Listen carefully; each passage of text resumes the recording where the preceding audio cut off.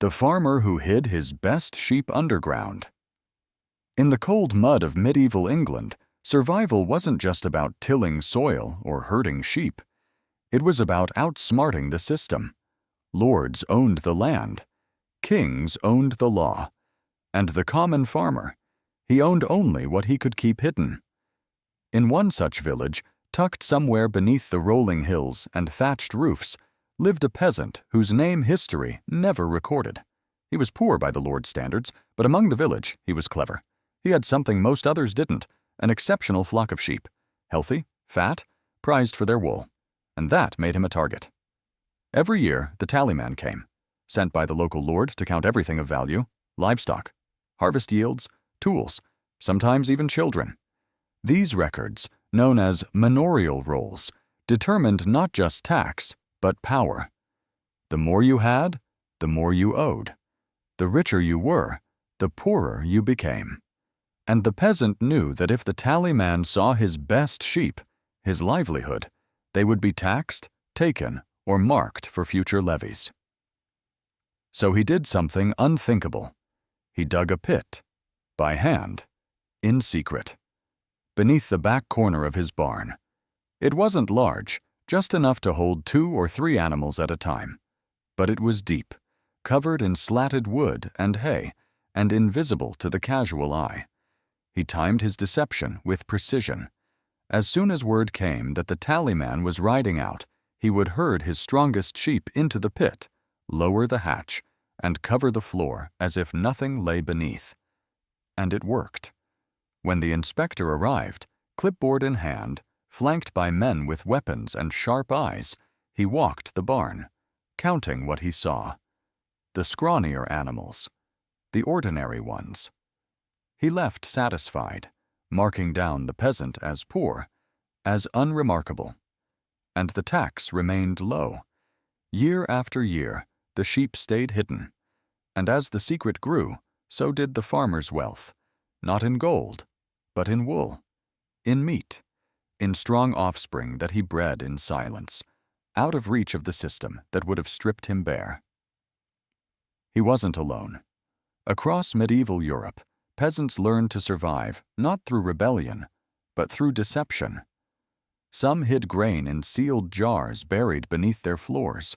Others rotated their livestock between family farms to confuse the tallies. There were even cases of clay dummies, fake pigs molded from earth and straw, designed to look sickly or small to throw off counts. But the sheep pit, that was different. It was personal, ingenious, and bold. Archaeologists centuries later uncovered such pits beneath collapsed barns. At first, they were thought to be root cellars, but the wear patterns, hoof marks, and dung traces told another story. These were not for vegetables. These were bunkers. For sheep. One site revealed a pit lined with smoothed stone, carefully mortared to prevent collapse, with a sloped ramp and an air hole hidden behind a false panel. The level of planning suggests not desperation, but calculation. A slow-burning rebellion hidden beneath straw and silence. The church condemned such behavior. Hiding wealth from the Lord was seen as theft, sinful, dishonest. But to the peasant, it was survival.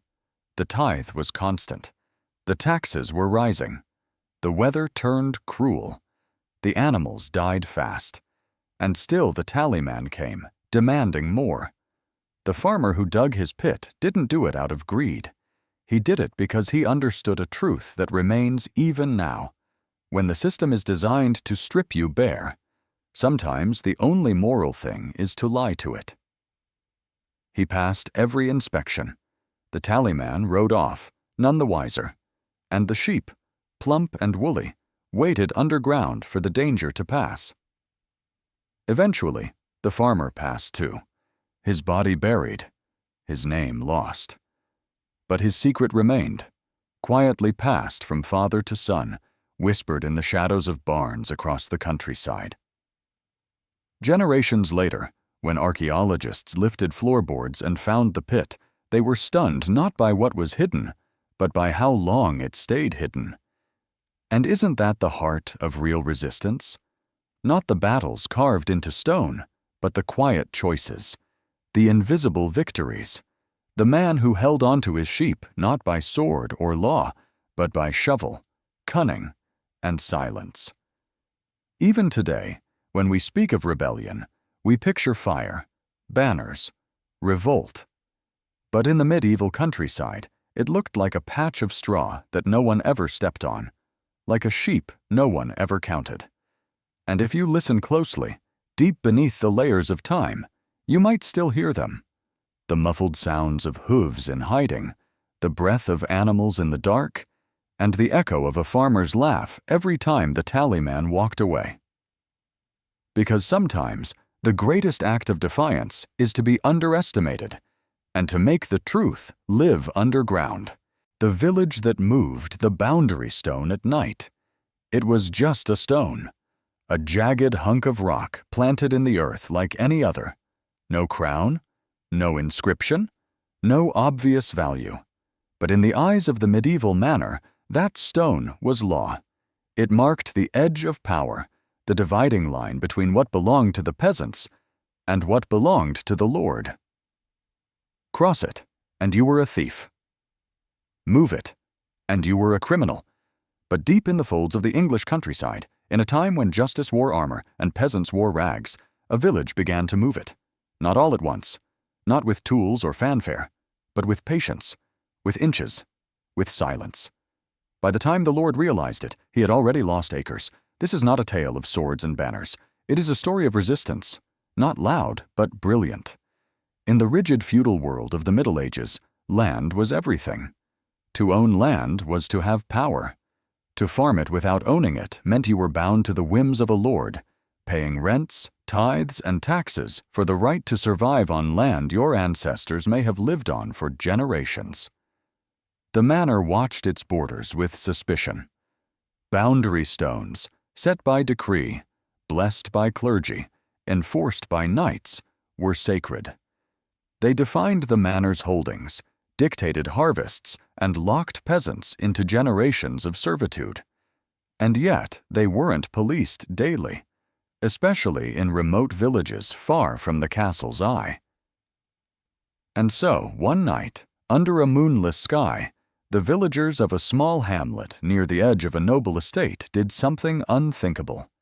They gathered around the boundary stone. And they moved it. Not feet, just inches. No one would notice a single nudge. The stone still stood, still weather-worn, still partly buried. But now, just slightly farther into the Lord's land. And they kept doing it. Not every night. Not in any obvious pattern. Sometimes weeks passed between movements. They chose foggy evenings, festival nights, times when stewards were drunk or distracted. The strongest men would heave quietly while others kept watch. They even faked wear patterns in the dirt to make it seem as though the stone had never shifted.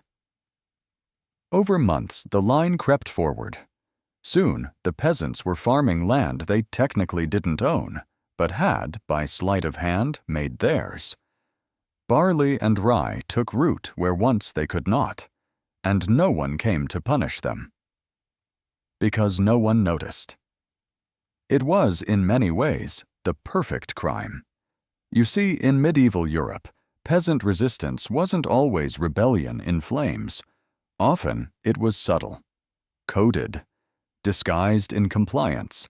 They doctored measurements, hid livestock, added stones to sacks to make grain stores appear full. But moving the boundary stone was something else. It was long-term, strategic, a war of inches, fought in silence. And it worked. When the Lord's men eventually conducted a land survey, they found nothing wrong. The stone was still there, still marked on their maps. But the map was wrong now. The land had been stolen, not by force, but by erosion, not of soil, but of power. It is believed this happened in more than one village. Across parts of medieval England and Germany, folk stories and legal records hint at subtle shifts in estate boundaries, unexplained increases in harvest yields, and quiet disputes between lords and tenants with no clear cause. And always, the stone remained untouched, as far as anyone could prove. But the peasants knew. To them, it was more than land. It was defiance. It was proof that the world was not entirely locked, that even under crushing systems of control, there were cracks, and if you moved carefully, patiently, invisibly, you could push back. The irony? Those very stones, set to preserve order, became the means of unraveling it. In modern times, archaeologists studying medieval land divisions have found signs of gradual boundary shifts inconsistent with recorded claims. Oral traditions from rural England recall the creeping stone, or the sly rock, passed down through generations, legends of the night when the land reclaimed itself. The people who moved those stones never wrote memoirs. They weren't saints or scholars. They were just tired of giving everything to a man who never walked their fields. And so, they waited for the right night. Then they gathered in silence, and they moved the world by inches. The bread tax dodged with hollow loaves. Bread has always been more than food. In medieval Europe, it was life itself. Every household depended on it. Every street echoed with its smell. And for bakers, it was a profession bound not just by skill, but by law. Because in the heart of nearly every medieval town, there stood a silent enforcer of the economy, the bread scale. You see, bread wasn't just sold. It was weighed, taxed, and inspected by the crown.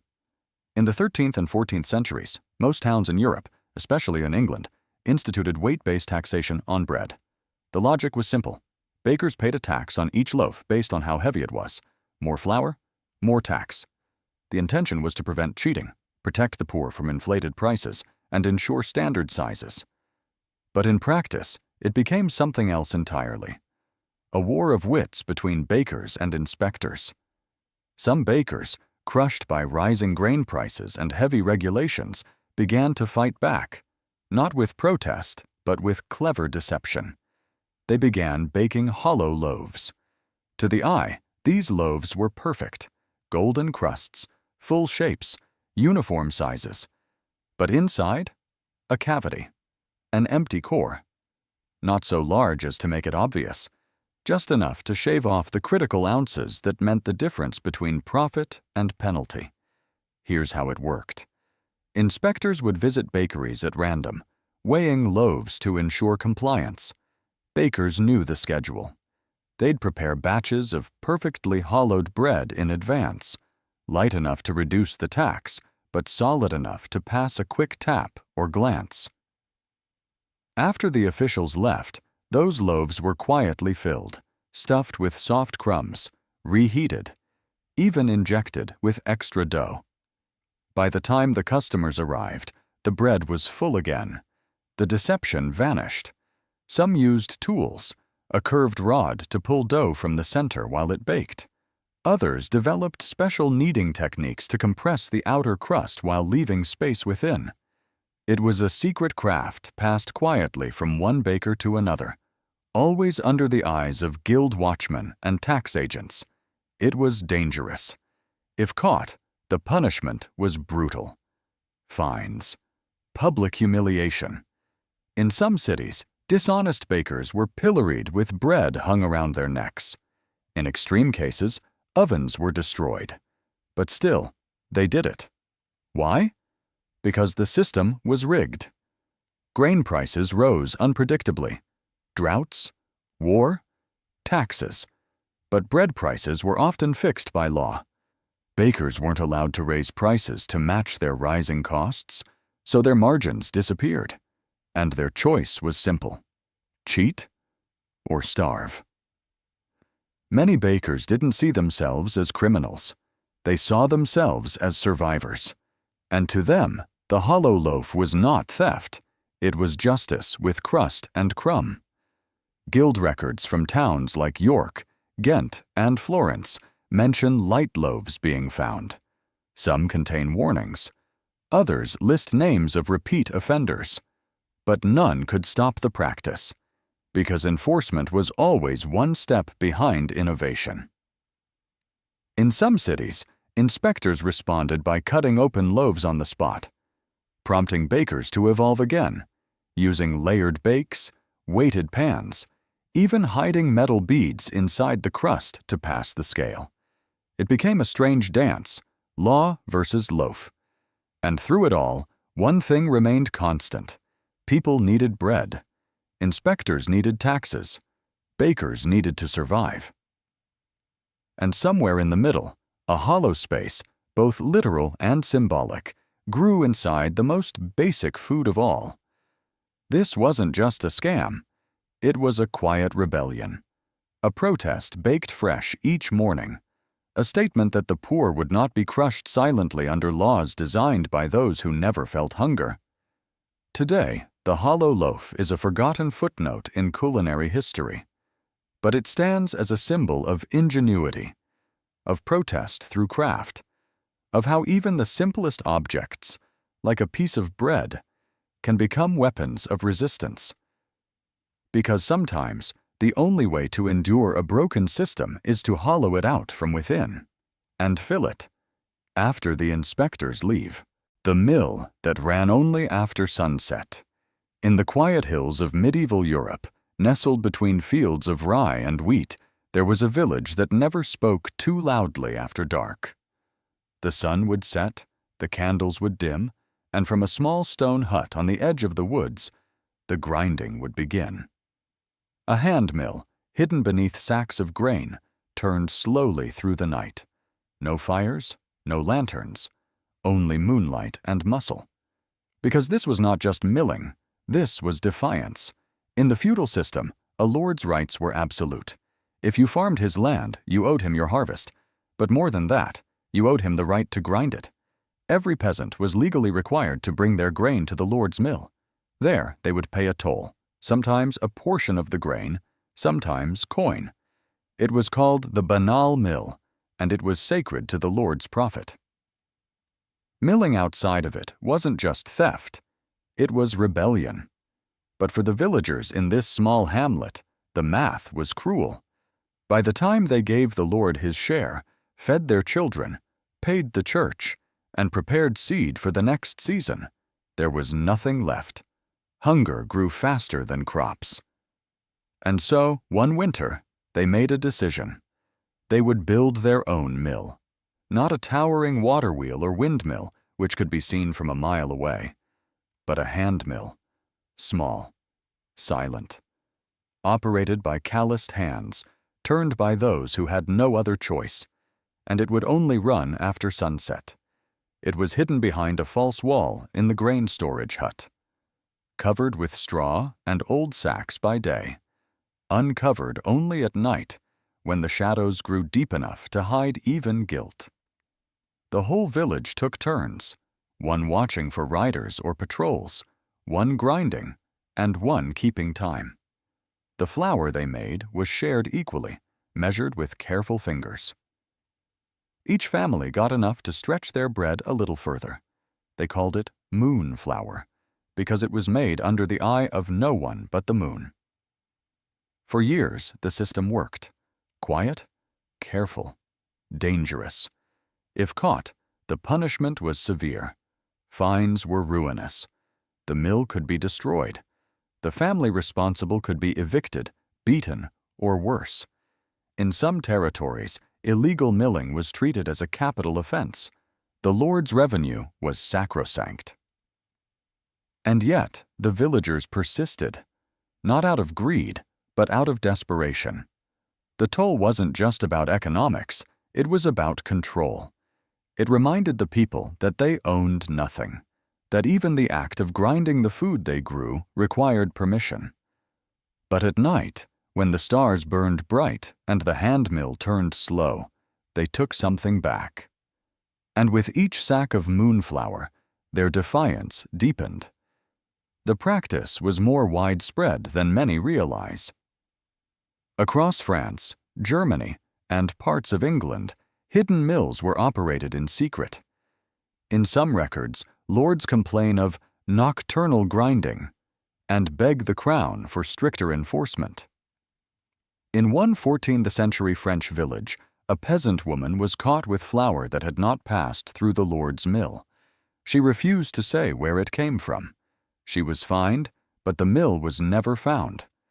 Historians now believe that in many communities, these hand mills were part of a quiet but organized resistance, a way for peasants to undermine a system that taxed not just their wealth, but their dignity. They didn't march. They didn't riot. They just ground grain by night. And that was enough. Archaeologists have found fragments of these hand mills buried beneath collapsed barns and crumbling cottages. Simple stones, worn smooth by years of use. Most are too small to have ever served a full household, but large enough to make a difference. Traces of flour still cling to the grooves. Centuries later, a silent witness to survival. There's something haunting about it. The idea that entire communities would risk everything for the right to make their own bread, that they would conspire in whispers, turn stones in the dark, and feed their children with flour spun from rebellion. It wasn't just food. It was freedom, ground into powder.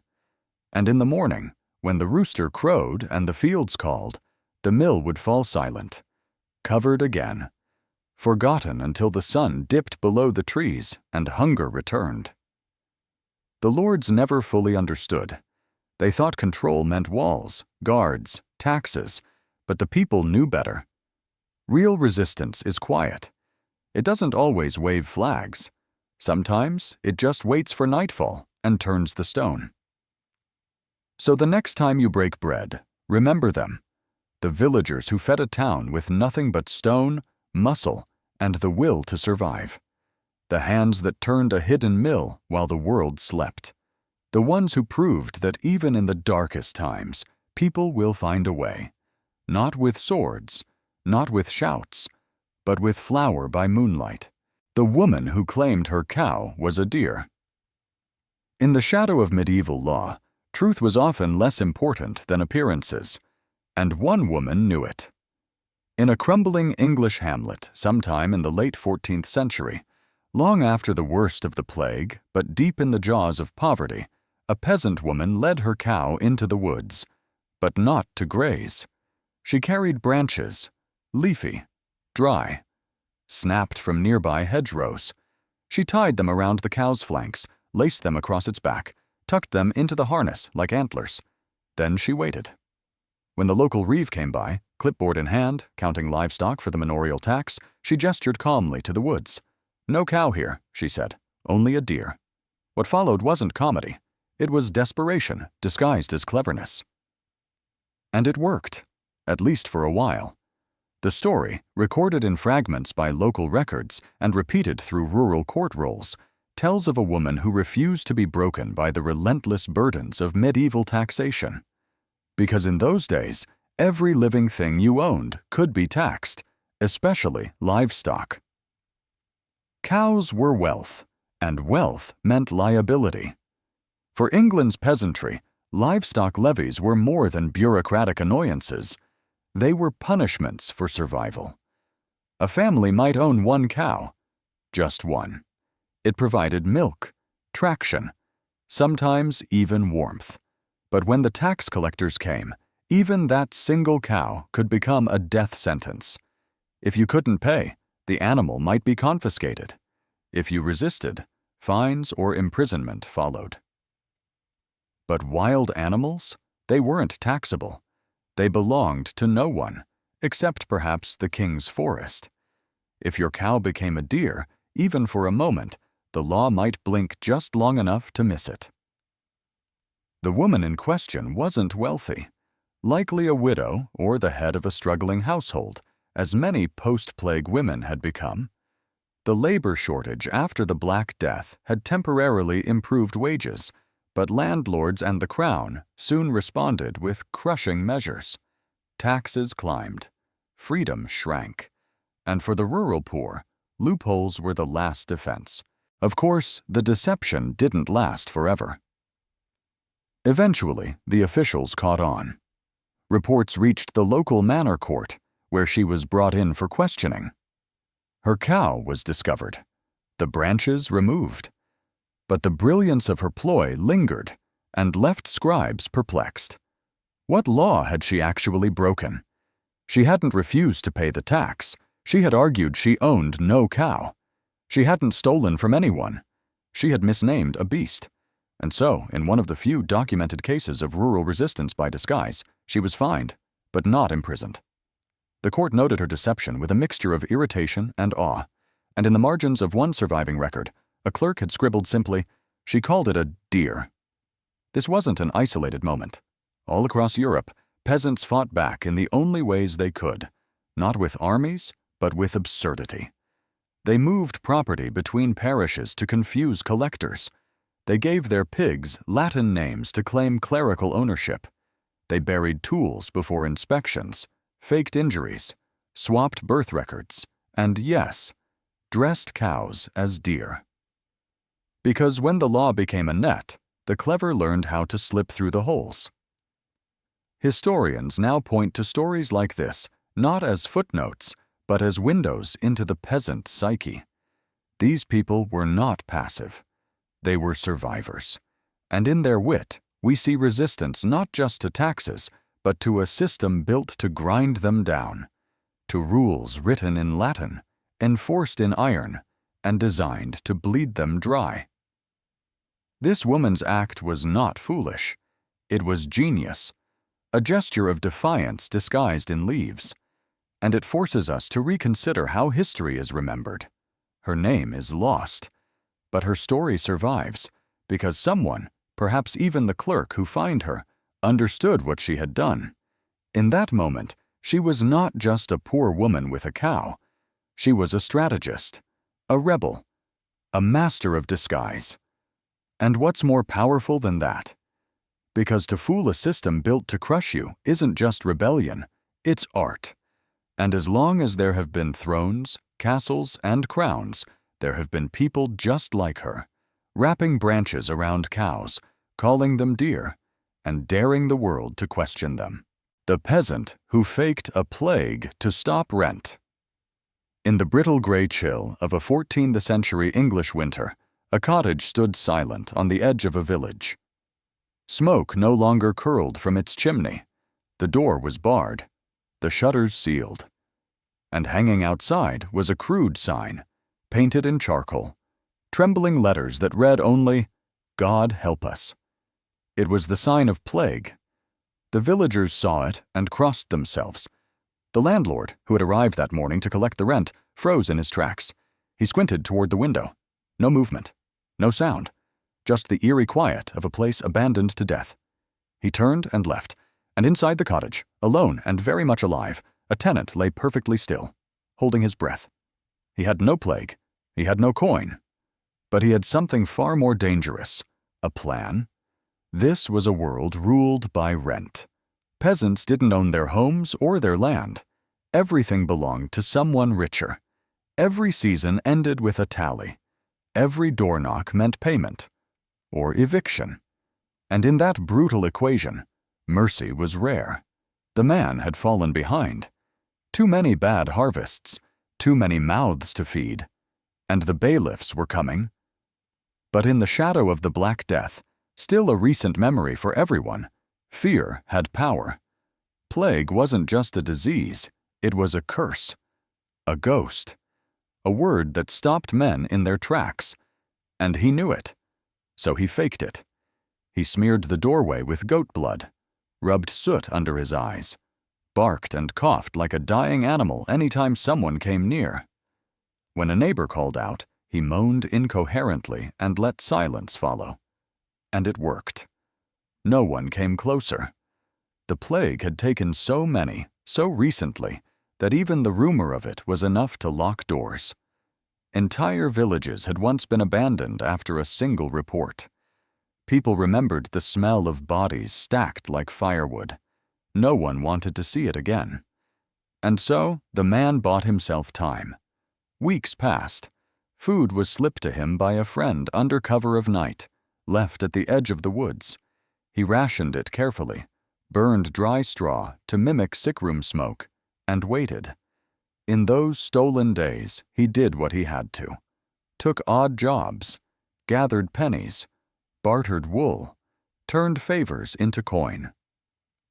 And when the day came that the bailiff returned, bringing men this time, prepared to drag him out, he met them at the door, clean, standing tall, pale, yes, but no sign of disease. "I recovered," he said softly. "By God's mercy."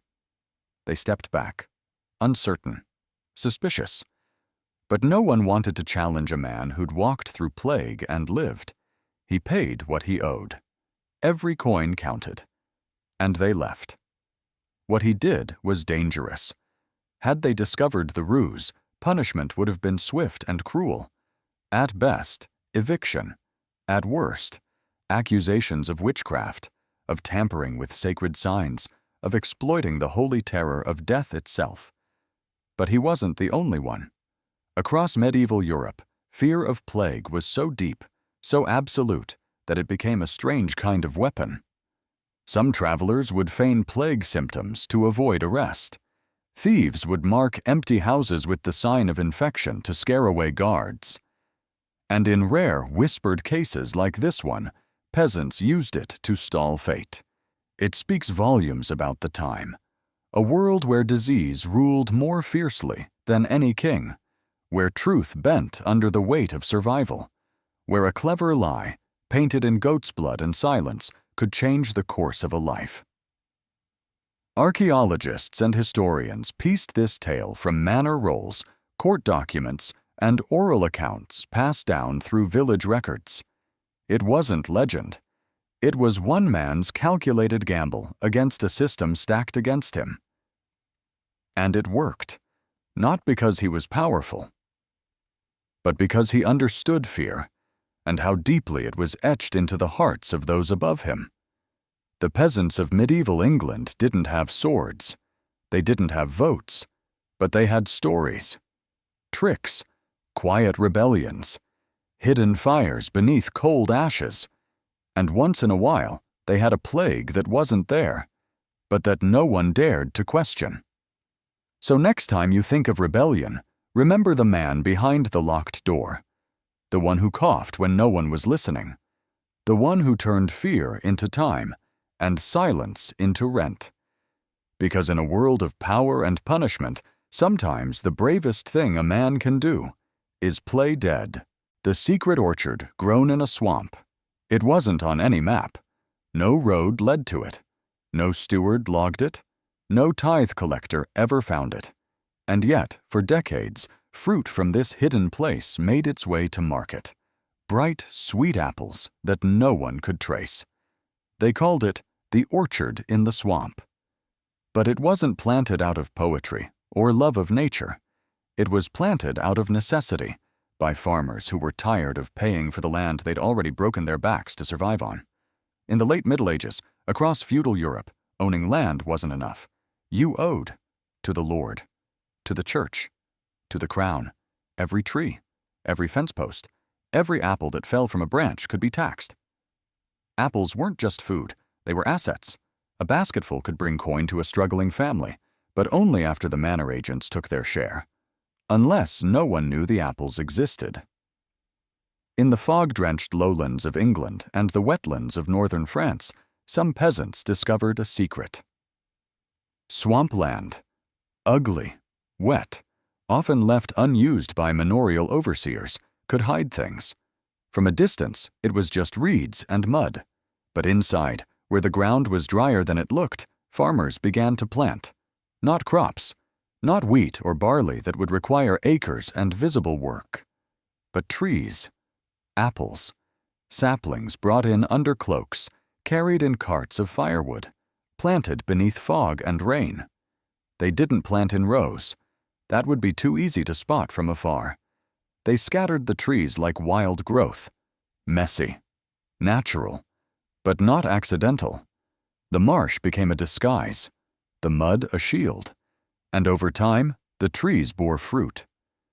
Every year, apples from that swamp would appear in nearby village markets, not in bulk, not enough to raise suspicion, just a few extra baskets here and there, apples that no one could trace to the taxed orchard on the Lord's Hill. The manor agents, tasked with recording yields and collecting dues, suspected nothing. They avoided the swamps, too dangerous, too difficult, and in their minds, worthless. They never realized the peasants had turned that worthless land into quiet gold. It wasn't just about money. It was about dignity, about independence, about providing food, cider, and barter for a village without it being counted, measured, and taken. The orchard was their rebellion, a slow-growing, leaf-covered secret. They passed it down carefully. Children learned how to navigate the swamp paths, stepping only on certain stones, watching for soft earth. Some families bred dogs to guard the paths from outsiders. They used natural camouflage, burying baskets when they heard horses in the distance. In one case, a manor lord ordered a survey after rumors of ghost apples reached him. His men searched for days, trudging into the marsh until their boots stuck fast. They found nothing but reeds. They never knew the orchard watched them from just a little deeper in. By the 17th century, in some areas, parts of these secret orchards had grown so large that they blurred into wild forest. And yet the fruit kept coming. Folk songs from the time reference swamp cider and the trees that no one owns. It became local legend. But behind every legend is someone who once made a very real, very risky decision. The orchard was not without danger. Wild boars, flooding, disease, and exposure to cold all threatened it. But the farmers accepted this risk over the certainty of tax collectors. What they created was more than an orchard. It was a system. It taught them stealth, cooperation, the value of patience. The first trees took years to fruit, and yet no one stopped. Each new planting was a message. We are still here. We are still free. The apples were never counted, never taxed, never taken. And today, in remote valleys and hidden forest edges, some of those old trees still stand, gnarled and leaning, forgotten by history. But if you walk among them in the mist, you might still find a bite of that ancient defiance, sweet, sharp, and entirely your own. Because sometimes resistance doesn't roar. Sometimes it grows. The village that used a dummy lord. In a forgotten corner of medieval Europe, a village decided to rewrite the rules, not with blood, but with a clever lie dressed in noble robes. The real lord had gone to war. Like so many men of his class, he rode off with banners high and armor gleaming, chasing glory, conquest, or perhaps simply royal favor. He left behind lands, livestock, and people, his peasants, trusted to run the estate until his return. But he didn't count on them thinking for themselves. Weeks passed, then months, then longer. With no message, no courier, no heir, the villagers faced a dilemma. Rent was still due, tithes expected. The crown would eventually come asking for taxes, but there was no one to collect, no one to manage the estate. And so, they invented one. They found a man, a shepherd, quiet and clever, with eyes that missed nothing. He was dressed in the former lord's garments, his hair washed and combed, his accent rehearsed by candlelight. A manor steward helped the act, perhaps knowingly, perhaps under pressure. And just like that, the villagers had a new lord, but not a real one, a dummy lord. He appeared only when necessary, on rent days, feast days, and when royal agents passed through. He sat in the manor's great chair, nodding wisely, issuing decrees carefully scripted by the villagers themselves. When tax collectors came, they were paid. Exactly what was owed. Not a coin more. And the rest? The villagers kept it. For the first time in their lives, They tasted freedom. Roads were repaired. Storehouses filled. No unnecessary levies. No soldiers demanding tribute. And no cruel punishments for petty slights. The shepherd, behind his mask of nobility, simply listened and smiled. This wasn't rebellion. Not exactly. It was a lie so well kept it became reality. Even the nearby towns came to accept the strange, silent lord of the village with few words and generous trade. No one questioned the arrangement. No one noticed that he never traveled, never hosted nobles, never raised troops. Until, one day, the real lord returned, ragged, wounded, changed. He found his estate thriving, but unfamiliar. His banner was still flying, but a stranger was living in his home, eating from his table, speaking to his people. According to the only surviving court document from the incident, a royal inquest written in faded Latin, the returning noble was met with confusion and resistance. The villagers claimed not to know him, said he was an impostor, a deserter, a madman. They brought forth the shepherd, now confident, well-fed, wrapped in silk, and said, "This is our lord. This is who you left behind." The case went to the crown. And the decision? Ambiguous, mysterious, never fully recorded. Some say the king laughed, declared both men liars, and seized the land for himself. Others say the villagers bribed the right officials, and the shepherd remained until death. A few suggest the real lord simply disappeared, perhaps killed, perhaps bought off, perhaps exiled into obscurity. But one thing was clear. The peasants had learned something dangerous. That power could be faked, that nobility could be worn like a costume, and that sometimes the best way to escape tyranny wasn't revolt, it was imitation. They didn't break the system. They bent it just enough to make room for themselves. Today, no monument marks the village. No sign declares what happened there. But in old tax ledgers, there's a gap, a missing name, a replaced title. And in oral histories passed down through farmhands and field workers, there's still the whispered legend. The lord who never spoke much. The man who rose from sheep to scepter. The village that fooled the crown. Because sometimes, when no one watches, the ruled become the rulers. And all it takes is the right clothes, the right silence, and a village willing to believe in the lie they created. The shepherd who taught his dog to lie. In the hills above the village, there was a shepherd. Quiet, unremarkable, just another man among flocks of sheep, smoke from his fire curling into the sky. But he wasn't just watching over animals. He was watching for something else, taxmen. And beside him, loyal, watchful, was a dog. A dog trained not to herd, not to hunt, but to lie. In the feudal world, everything was taxed. Your harvest, your tools, even your firewood. And if you dared trade goods without a license, salt, wool, grain, you risked punishment.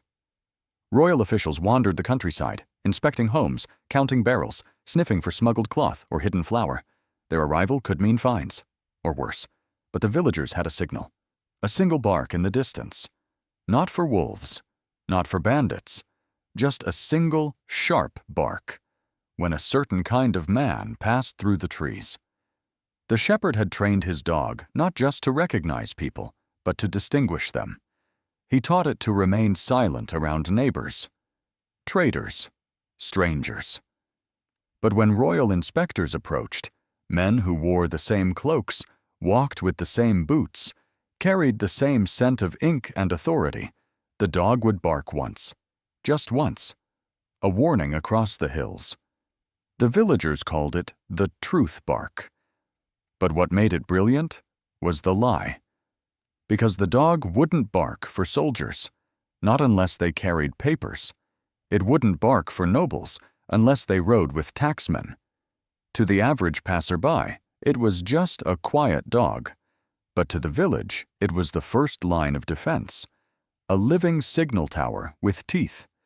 The shepherd never admitted what he was doing. He didn't need to. He just walked his usual paths, stayed near the edge of the village, and listened. If he heard hooves or conversation in the distance, he gave his dog the signal. And if the dog recognized the markers, leather seals, cloaks dyed with a certain indigo, or the faint rattle of parchment in a scroll case, it would give the call. That single bark would travel on the wind, down the valley, through the alleyways, and the village would move.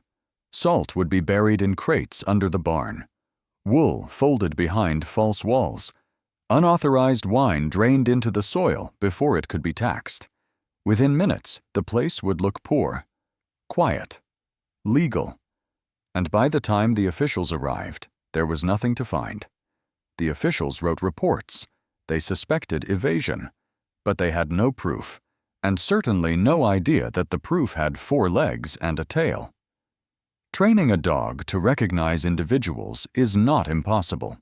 Shepherds have long used whistles and body cues to direct flocks, but this was different.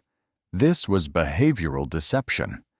The shepherd trained his dog not just to act, but to withhold, to deceive, to calculate. And in this, the shepherd found his power. He could not fight the crown. He could not speak in court. He had no land to lose, but he had loyalty. He had patience, and he had time. This tactic wasn't isolated. In scattered records across Europe, historians find hints, notes about villages that always seemed oddly prepared for inspections. About animals behaving strangely near officials. About taxmen finding less than what they expected, time and time again. Some reports even mention dogs that seemed to warn of our coming. These weren't accidents, they were strategies. The poor didn't always resist with pitchforks. Sometimes they resisted with silence, with signals, with animals trained not for war, but for memory. And what's most fascinating, most unsettling, is how subtle it all was. No secret codes, no rebel flags, just one man, one dog, and the understanding that survival sometimes depends not on telling the truth, but knowing when to bark. The shepherd was never arrested. His dog was never punished, because no one ever proved the lie. The officials just kept arriving late, kept finding less, kept leaving confused. And in that quiet confusion, a village endured. Years later, when the kingdom changed hands and the tax codes were rewritten, no one remembered the dog. The shepherd was gone. The fields had new names. But in a cracked wall of an old cottage, archaeologists found a whistle, carved from bone, worn smooth, hidden behind a loose stone. And etched into its side was a simple mark, a paw print. A memory, perhaps, or a warning, or a tribute, because in that time, in that place, one bark in the distance could save a town, not with violence, not with revolt, but with loyalty, and a lie told just loud enough to be heard, the tax, paid in painted rocks. In the dead of winter, when the rivers froze and smoke curled from thatched rooftops, a tax collector rode into a small English village. His cloak was heavy, his boots caked with mud, and his patience, as always, was thin. He wasn't there to check on the sick or the starving. He came for one thing: meat. Specifically, salted meat.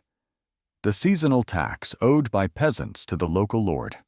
It was a grim tradition, especially in the colder months when food was already scarce. The poor surrendered their precious stores, fat, pork, salted fish, not for coin, but as payment in kind, even if it meant going hungry. But that winter, something strange happened. The village paid in full, or so it seemed. In the collector's logbook, everything checked out. Barrels were stacked neatly in the storehouse. Cuts of meat, darkened by smoke and glistening with rendered fat, lay bundled in cloth. He made his count, gave a grunt of approval, and moved on. But none of it was real. What the collector had counted were stones, ordinary rocks from the nearby riverbed, painted in soot and pig fat, stacked and wrapped to resemble salted pork. And he had never noticed the difference. It was, quite literally, a tax paid in lies. The plan had been crafted with care. The villagers, unable or unwilling to surrender their last winter stores, turned to ingenuity. The rocks were rounded, soaked in brine, then rolled in thick animal fat collected from cooking scraps. Soot from the hearths gave the surface the color of cured rind. The smell, faint but convincing, finished the illusion. In the dim light of the collection barn, and in the hurried routine of a distracted official, the deception passed. Only later, weeks later, did the fraud come to light, when the Lord's kitchen servants attempted to cook what they thought was a barrel of pork and shattered a cooking pot in the process. By then, it was too late. The collector had signed. The records were sealed. And the village? They had bought time, just enough to survive another winter. This tale, preserved in the margins of a 15th century manor record from northern England, is more than just rural mischief. It's a glimpse into the daily desperation of the medieval peasantry, a world where hunger wasn't a fear, it was a season, where creativity wasn't celebrated, it was survival. Salted meat taxes were especially cruel. Lords demanded preserved goods to feed their traveling retinues or store in fortresses. Villagers were expected to deliver quality cuts, despite barely having enough to last the winter themselves. To cheat the system meant risking fines, beatings, or worse. But to obey meant starvation. So they chose to deceive. And their weapon wasn't force, it was illusion. This wasn't an isolated incident. Across medieval Europe, peasants became masters of mimicry. Barrels filled with water and topped with grain to appear full. Sheep dyed with mud to look diseased and avoid confiscation. Even tax receipts forged on scraps of old parchment. The goal was never wealth, only survival. And the rocks in fat trick? It worked because it understood one thing better than most rebellions did: bureaucracy. The collector didn't care to examine each item.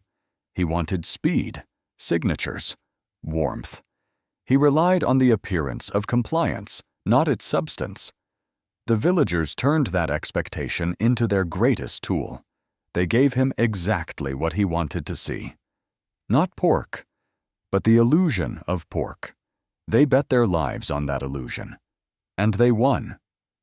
Historians often overlook stories like this, too small, too strange, too unspectacular to feature in royal chronicles or cathedral records.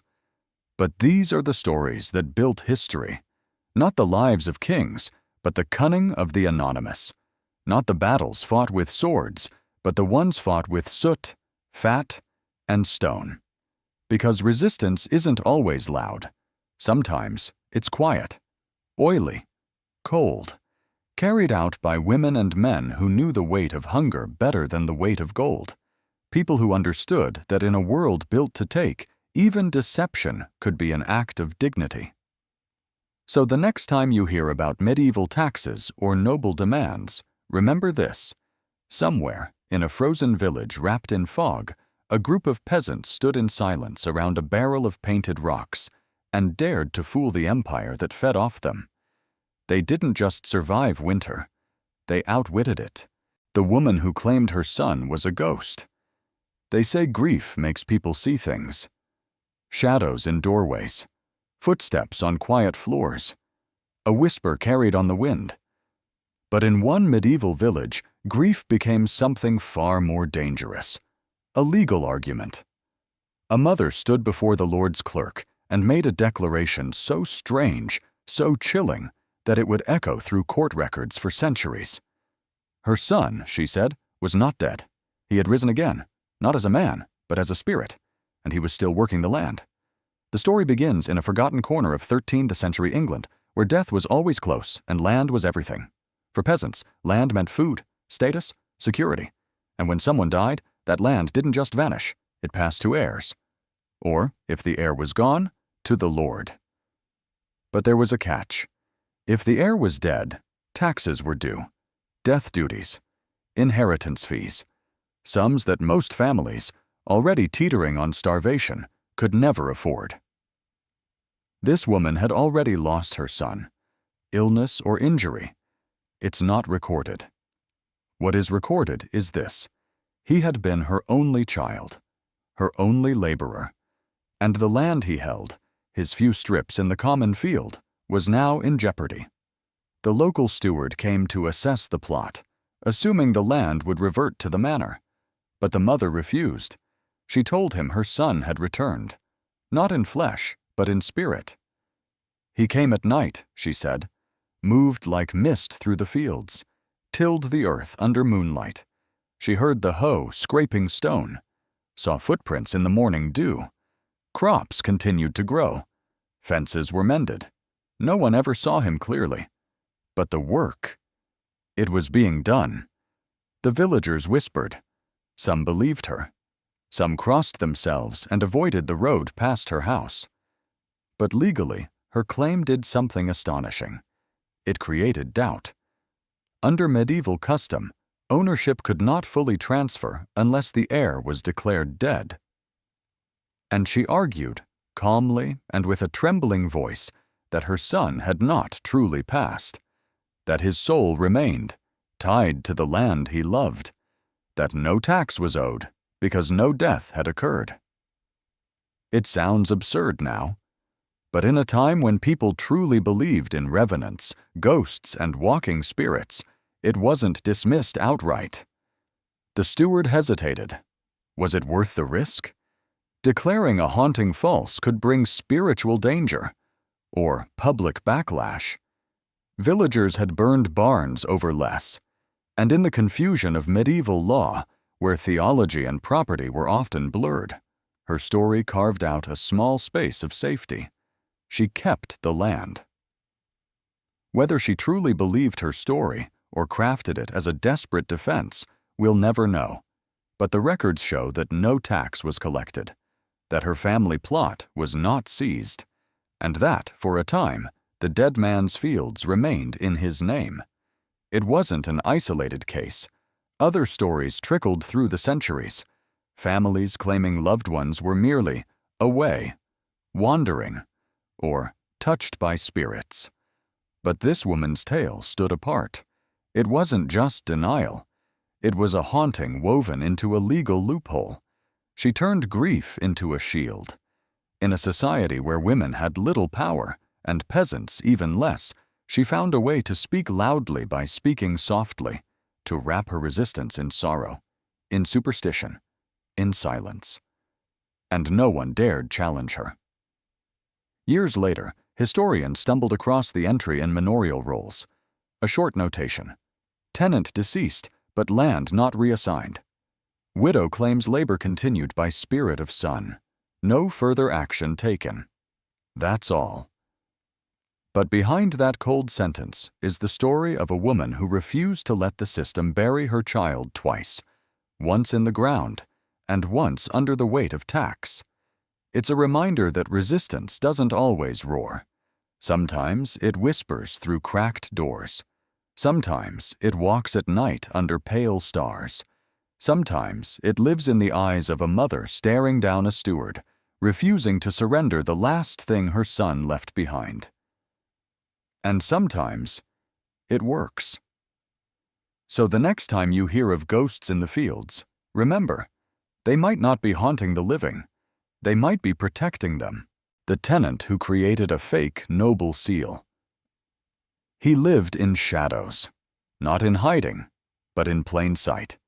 A tenant like any other, bowing to lords, paying rents, tilling land he would never own. But in the quiet hours, behind closed shutters, he did something no one else in his village dared to do. He picked up a quill and rewrote his future.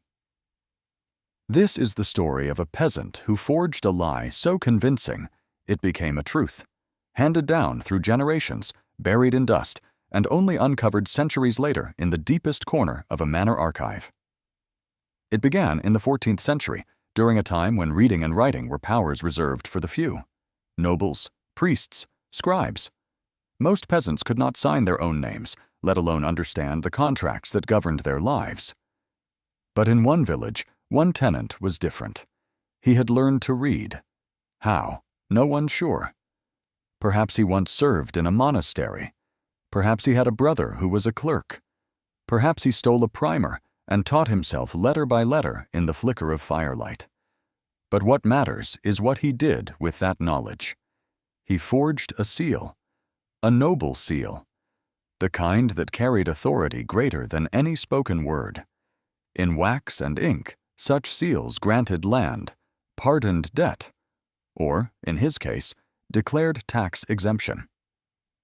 A scrap of parchment, a ribbon of wax, and suddenly, the rules no longer applied. The forgery was simple, but elegant. He created a false document stating that his land, by decree of a long-dead noble, was exempt from taxation in perpetuity. The seal bore a faded crest copied from another letter. The handwriting imitated a royal clerk's uneven script. And the language was just old-fashioned enough to feel real. He presented it quietly, not to the Lord himself, but to the steward, on a busy day when tithes were being collected and parchments exchanged like coin. The steward, tired, distracted, accepted it. After all, the seal looked authentic. The tenant was humble. And in that moment, the lie became law. No one questioned it. And why would they? The document was placed in the Manor's archive, filed, forgotten. The tenant paid no tax that year, or the next, or the next. And so it began. A family line built on fiction.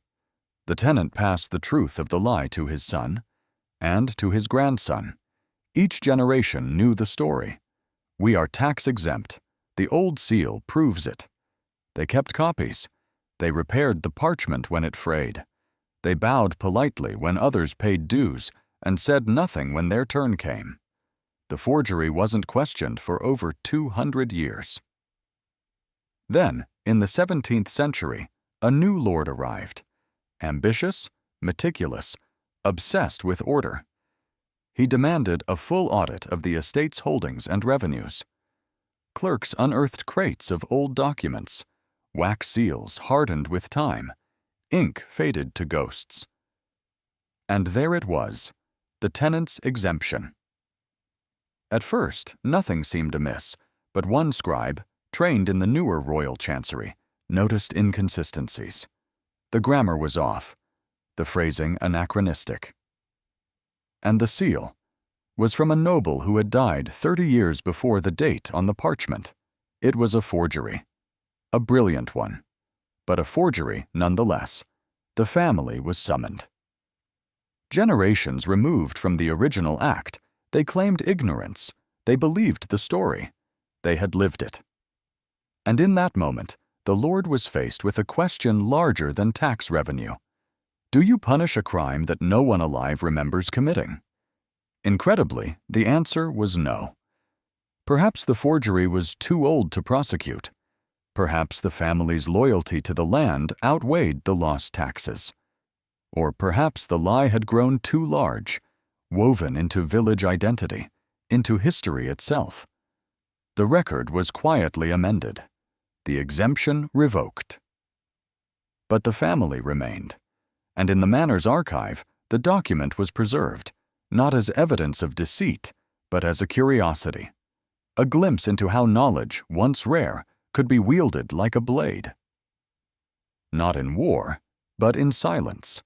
Today, that parchment still exists. Historians discovered it during a 19th century estate cataloging. They marveled at its detail, its deliberate imperfections, its genius. The tenant who forged it had no army, no wealth, and no shield. But he had a pen, and that was enough. He changed the fate of his family not through rebellion, but through imagination, through ink and wax, through the courage to write a different ending. And for generations, the lie he wrote became the truth they lived. The field planted just over the border. Sometimes rebellion looks like a sword, but sometimes it's just a furrow in the wrong place. In the rural edges of medieval Europe, where kingdoms met in tangled forests and winding rivers, borders weren't lines on maps. They were guesses, hedges, streams, stones moved by storms and men alike. And in one such place, somewhere between two taxing lords, a group of farmers decided to redraw their own boundaries, not with violence, not with protest, but with seeds. The story begins with a small village wedged between two jurisdictions, each ruled by a different lord. On one side, high dues, crushing rents, forced labor. On the other, lighter taxes, fewer demands, and an official who only visited once or twice a year. So the villagers made a choice. They took their plows, their oxen, and their shovels, and quietly shifted their planting. One morning, a field appeared, just beyond the line, just over the invisible border, technically, legally, in the neighboring lord's domain. When tax time came, the local official demanded his due, but the villagers stood calmly and said, "That field? Not ours. It's over the line." They claimed it belonged to another lord, another tax roll, another jurisdiction. And when messengers were sent to the neighboring authority, he claimed the same. "Those aren't my villagers," he said. "I don't tax strangers." And just like that, the field existed outside the system. For a season, the trick worked. Then another. And then it spread. More villagers began planting across the line. Entire harvests were moved. Some built tiny shelters on the far side, claiming residency. Others rotated fields just before inspections, pretending the crop had always been there. In some cases, farmers paid token rents to distant lords just to muddy the records, bribing both sides with just enough ambiguity to avoid deeper scrutiny. It became a borderland dance of jurisdictional confusion. You see, in the medieval world, land meant control. Taxes were tied to geography. If you worked a lord's soil, he owned your labor. But if the soil didn't belong to your village, if the boundary was unclear or contested, then the law began to blur. And the villagers thrived in that blur. They grew more, kept more, sold more. They used the profits to repair homes, buy tools, even build a small school. And all the while, the lords argued, sending letters, dispatching officials, trying to prove which piece of dirt belonged to whom. But the villagers were always one step ahead. They built fences one week and moved them the next. They offered maps with faint lines. They played dumb when questioned and clever when cornered. The system couldn't catch them, because the system couldn't agree with itself. Eventually, one lord tried to force a claim by erecting a boundary stone and taxing everything past it. But the villagers responded by planting just a few feet further, always just over the line. The story faded into obscurity. Borders were later formalized. Maps grew teeth.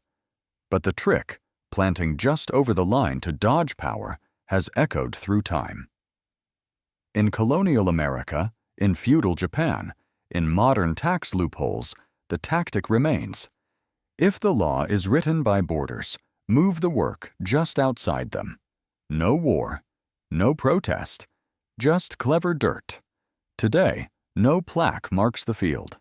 No historian can point to the exact acre. But in the scattered notes of a 14th century tax roll, there's a phrase scribbled in the margin: "Land declared out of bounds. No yield collected." And in that line, you can still hear the smile of a farmer who knew exactly what he was doing. Because sometimes, the best way to escape the system is to simply step one row outside of it. The village that hired a bard as a spy. He arrived with a lute on his back and stories in his mouth. To the castle, he was just another bard. One more wandering musician offering a night of song for a place by the fire and a crust of bread. But to the village beyond the hill, he was something else entirely. He was their spy. In medieval Europe, lords ruled with distance and iron. Castles loomed above peasant villages like watchtowers of judgment. Taxes rose without warning. Fields were seized for royal hunts. Sons were conscripted for wars they didn't start. And always, the villagers heard of these things too late. So, in one small valley, tired of being surprised, the peasants made a decision. They would not wait for news to find them. They would go and find it first. But how do you infiltrate a castle when you're poor, when you're bound to land you do not own, when you wear the wrong clothes and speak the wrong way? You don't. You send someone who can. They found him in a market square. A bard, clever with words and quicker with silence. He sang tales that made children laugh and lords lower their goblets. But between the verses, he listened, always listening. The village offered him a different kind of payment, not silver, but protection, a safe place to sleep, food, loyalty. And he agreed. His mission was simple: enter the castle with charm, leave with truth. He would perform at feasts and weddings, for knights and stewards, laughing with servants, tuning his strings as nobles muttered secrets nearby. Most lords saw bards as harmless, entertainment, not threat. They drank too much to notice when their plans leaked out between courses. He memorized every word. Then he would return, days or weeks later, and sing again in the village square. But this time, the songs were coded. A change in melody meant a new tax decree. A repeated verse warned of soldiers arriving. A sad tune sung twice signaled land seizure. The villagers listened not for lyrics, but for meaning behind them. Each song was a map, each rhyme a shield. Through him, they learned when to hide livestock, when to delay harvest, when to beg mercy, or prepare for none. And the beauty of it was that even if caught, he could deny everything. Who arrests a man for singing the wrong song? What made this tactic so brilliant was its subtlety. In an age where letters could be intercepted and riders followed, a traveling bard moved freely. He carried no scrolls. He wore no crest. His words were air, gone as soon as spoken. And yet, in that air, entire communities found power. This wasn't just a clever plan. It was survival. Intelligence work, before spies wore cloaks and kings had codes. Peasants, though illiterate, understood patterns. They didn't need ink to read intention, just melody. And it worked. The village survived raids others didn't. They dodged conscriptions, hid food stores, avoided unjust levies. The lord never suspected. Why would he? He toasted the bard with wine, laughed at his jokes, demanded one more verse, louder this time, all the while feeding him everything he needed. Over time, others heard rumors of a bard who sang warnings, who turned music into messages. Some say he trained others, created a network of singers who carried secrets between towns, disguised as tales of gods and ghosts. There is no official record of him, no name. After him, the peasants vanished into the trees before the soldiers arrived. That is all, but it tells us enough. He was real. And what's most haunting is not just what he did, but what it says about those who hired him. A village with no weapons, no horses, no voice in court. And yet, they outsmarted a lord. They turned art into armor. They paid a man with song, and in return, bought time, bought safety. Sometimes rebellion isn't loud. Sometimes it rhymes. Sometimes it sits quietly at the edge of a feast, tuning its lute while power laughs, waiting for the right moment to remember everything and bring it home. So the next time you hear an old ballad, listen closely, because long ago, a song could save a village, and a bard could bring down a crown without ever raising his voice. The peasant who made his son the priest. In medieval Europe, the line between survival and starvation was often just a fence, a furrow, or a name on a parish roll. Most peasants were trapped, bound to the land, taxed by lords, and watched by the church. But every so often, someone found a crack in the system. And one peasant didn't just find the crack, he sent his son through it. In a village long forgotten by the great histories, somewhere in 13th century France or England, near the edges of forest and field, a father looked at his land, his family, and his future. He knew what was coming: more levies, more tithes, more interference. So he made a choice. He took his youngest son, the quiet one, the reader, and sent him to the church. Not out of piety, not for salvation, but for strategy. Because in the medieval world, becoming a cleric wasn't just a calling, it was a legal transformation. It meant exemption from many taxes. It meant sanctuary, literacy, and, most importantly, access to church land.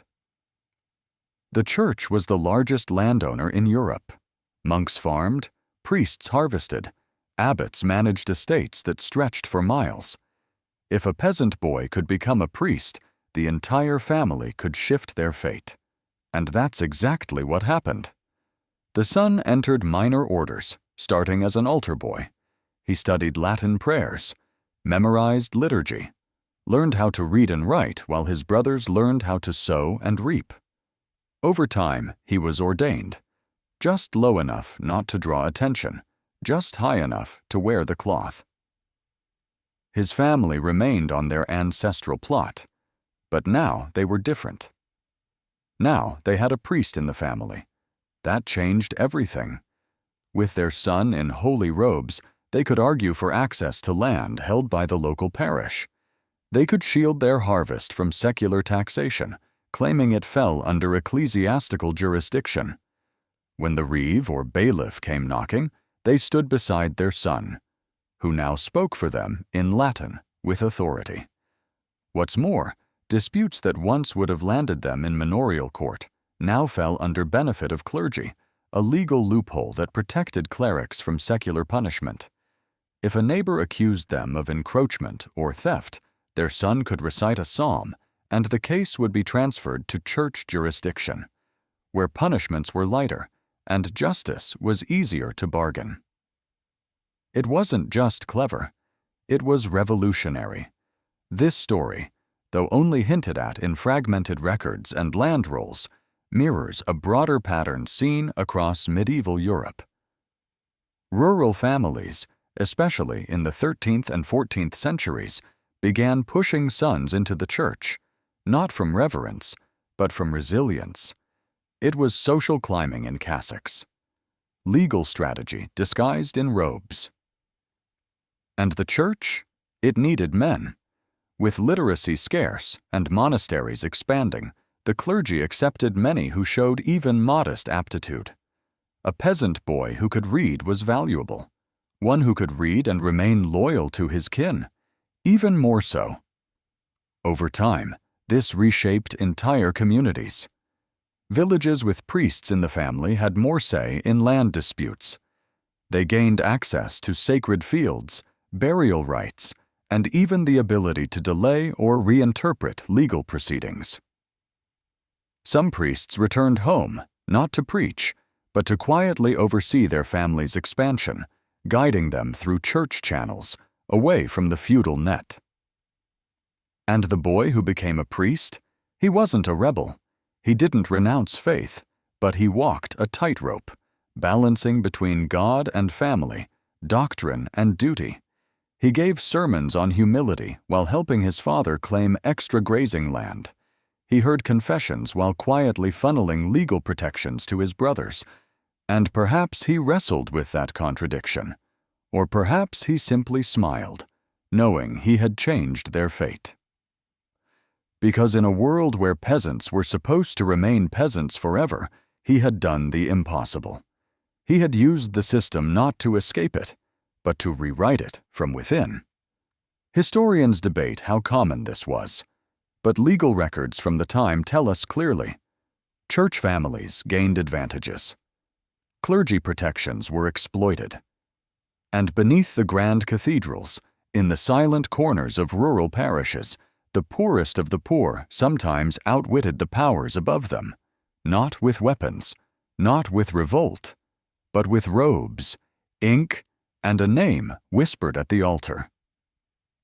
So the next time you walk through a ruined abbey or gaze up at a stained glass window, remember, not every priest was born to preach. Some were sent there, by fathers with dirt under their nails and a dream of something better. And sometimes they got it. The woman who hid her marriage for 20 years. She wore black for 20 years. A widow in mourning, quiet, pious, respectable. Every week she walked to church alone. Every month she collected her late husband's pension from the parish, and every night she went home to a man no one knew existed, her real husband. This is the story of a woman who outwitted the law, the church, and her entire community, not through violence or scandal, but through silence. It began in the 19th century, a time when a woman's livelihood was often tied to her husband's name. For widows of soldiers, dock workers, or civil servants, death meant a lifeline, a widow's pension, a modest sum, just enough to scrape by. But there was a catch. If she remarried, the money stopped. To the state, that made sense. A new husband meant new income, new support. But for many women, especially those without property or children to inherit from, that pension was everything. A remarrying widow was expected to forfeit it, even if her new marriage left her worse off. This particular woman, her name withheld in surviving legal records, made a choice. She had fallen in love again, with a man who was kind, perhaps poor, but dependable. But to marry him legally would mean losing the one income she had. So she found another way. They married in secret. Not before a priest, not under her real name, but quietly, informally, in a town miles away, under assumed identities. No announcement, no paperwork tying the union to her pension file. And then they lived a lie. For 2 decades, she presented herself to the world as a widow. Her mourning clothes never changed. Her address stayed modest. She filed no marriage record. The neighbors never saw him. Not as a husband, just a quiet lodger, or perhaps a cousin. He used a different name. They paid rent together in cash. When questioned by a parish inspector, routine audits to prevent fraud, she answered with the ease of someone practiced in grief. No, she had not remarried. No, she had no male income in the household. Yes, she struggled, but God had been kind. And she passed every inspection. They lived like that for 20 years, raising no suspicion, living in love, living in fiction, a life built on careful lies, whispered truths, and absolute discipline. Friends visited by day. Her husband came home only after dark. No joint bank accounts, no shared documents. She was a ghost in the records, but very real in her choices. Then came the slip. One day, years later, the man fell ill. A stroke, maybe, or a fever. The details blur in the archives, but he couldn't hide anymore. A doctor was called, then a registrar. His real name was written down. The address matched hers. A church deacon recognized him. The truth unraveled like thread from a seam. She was brought before a magistrate, accused of fraud. 20 years of payments taken under false pretenses. But she didn't weep. She didn't run. She simply explained. She had loved 2 men, lost one to war, and nearly lost the other to poverty. Her pension was her only anchor, and rather than surrender love or security, she had chosen both. The court didn't know what to do with her. She had broken the law, but her story moved even the sternest among them. There was no greed in her actions, no extravagance. She had lived modestly, paid her rent, fed her household. She had committed fraud, but not theft. In the end, they let her go. The pension stopped, of course. There was no more pretending. But the court declined to imprison her. Her husband, still recovering, was sent home. and the woman who had fooled the system for 2 decades walked free. History doesn't always remember her name, but her case appears in dusty volumes of legal records under titles like Anomalous Claims and Benefit Fraud, Mitigating Circumstances, a footnote in the bureaucracy. But her story is more than a case file. It's a question. What would you sacrifice for love? For safety? For both? She didn't stage a rebellion. She wore black, kept her head down, and played the part she had to. And in doing so, she survived. In a world that gave women so few choices, she made her own, one signature at a time, one lie at a time, one quiet victory for 20 long years. Because sometimes the most radical thing you can do is endure. The tunnel. Dug to the Manor's wine cellar, beneath the Manor, where stone foundations held centuries of power, where torchlight flickered on carved arches and barrels slept in rows. Someone was digging, not from above, from below. In the dead of night, while the Lord dreamed in feathered linens and guards warmed their hands by fire, a tunnel was being carved, inch by inch, through packed earth and ancient clay, not to escape, not to invade, but to steal wine. This is the story of how a group of peasants, bound by feudal law, turned shovels and secrecy into one of the most ingenious thefts in medieval history. A theft so subtle, it lasted for years, and no one knew. It began, as many such tales do, with hunger, but not for food. In the fields surrounding the manor, peasants worked long, bitter days under harsh conditions. The harvest belonged to the Lord. The orchards were taxed. The ale rationed. But deep within the manor's keep, there was a treasure most villagers would never taste. Wine. Not just any wine. Imported, aged, guarded behind stone. A sign of status. A symbol of the line between them and us. The peasants saw the barrels arrive. They saw the waste. The festivals where lords drank until they collapsed while children outside the gates drank rainwater from rusted basins. But they also saw something else. A slope. A soft patch of ground in the woods. A spot near the manor's wall where the earth seemed hollow. And an idea was born. What if they dug? Not to steal gold, not to escape tyranny, but for something far older than money.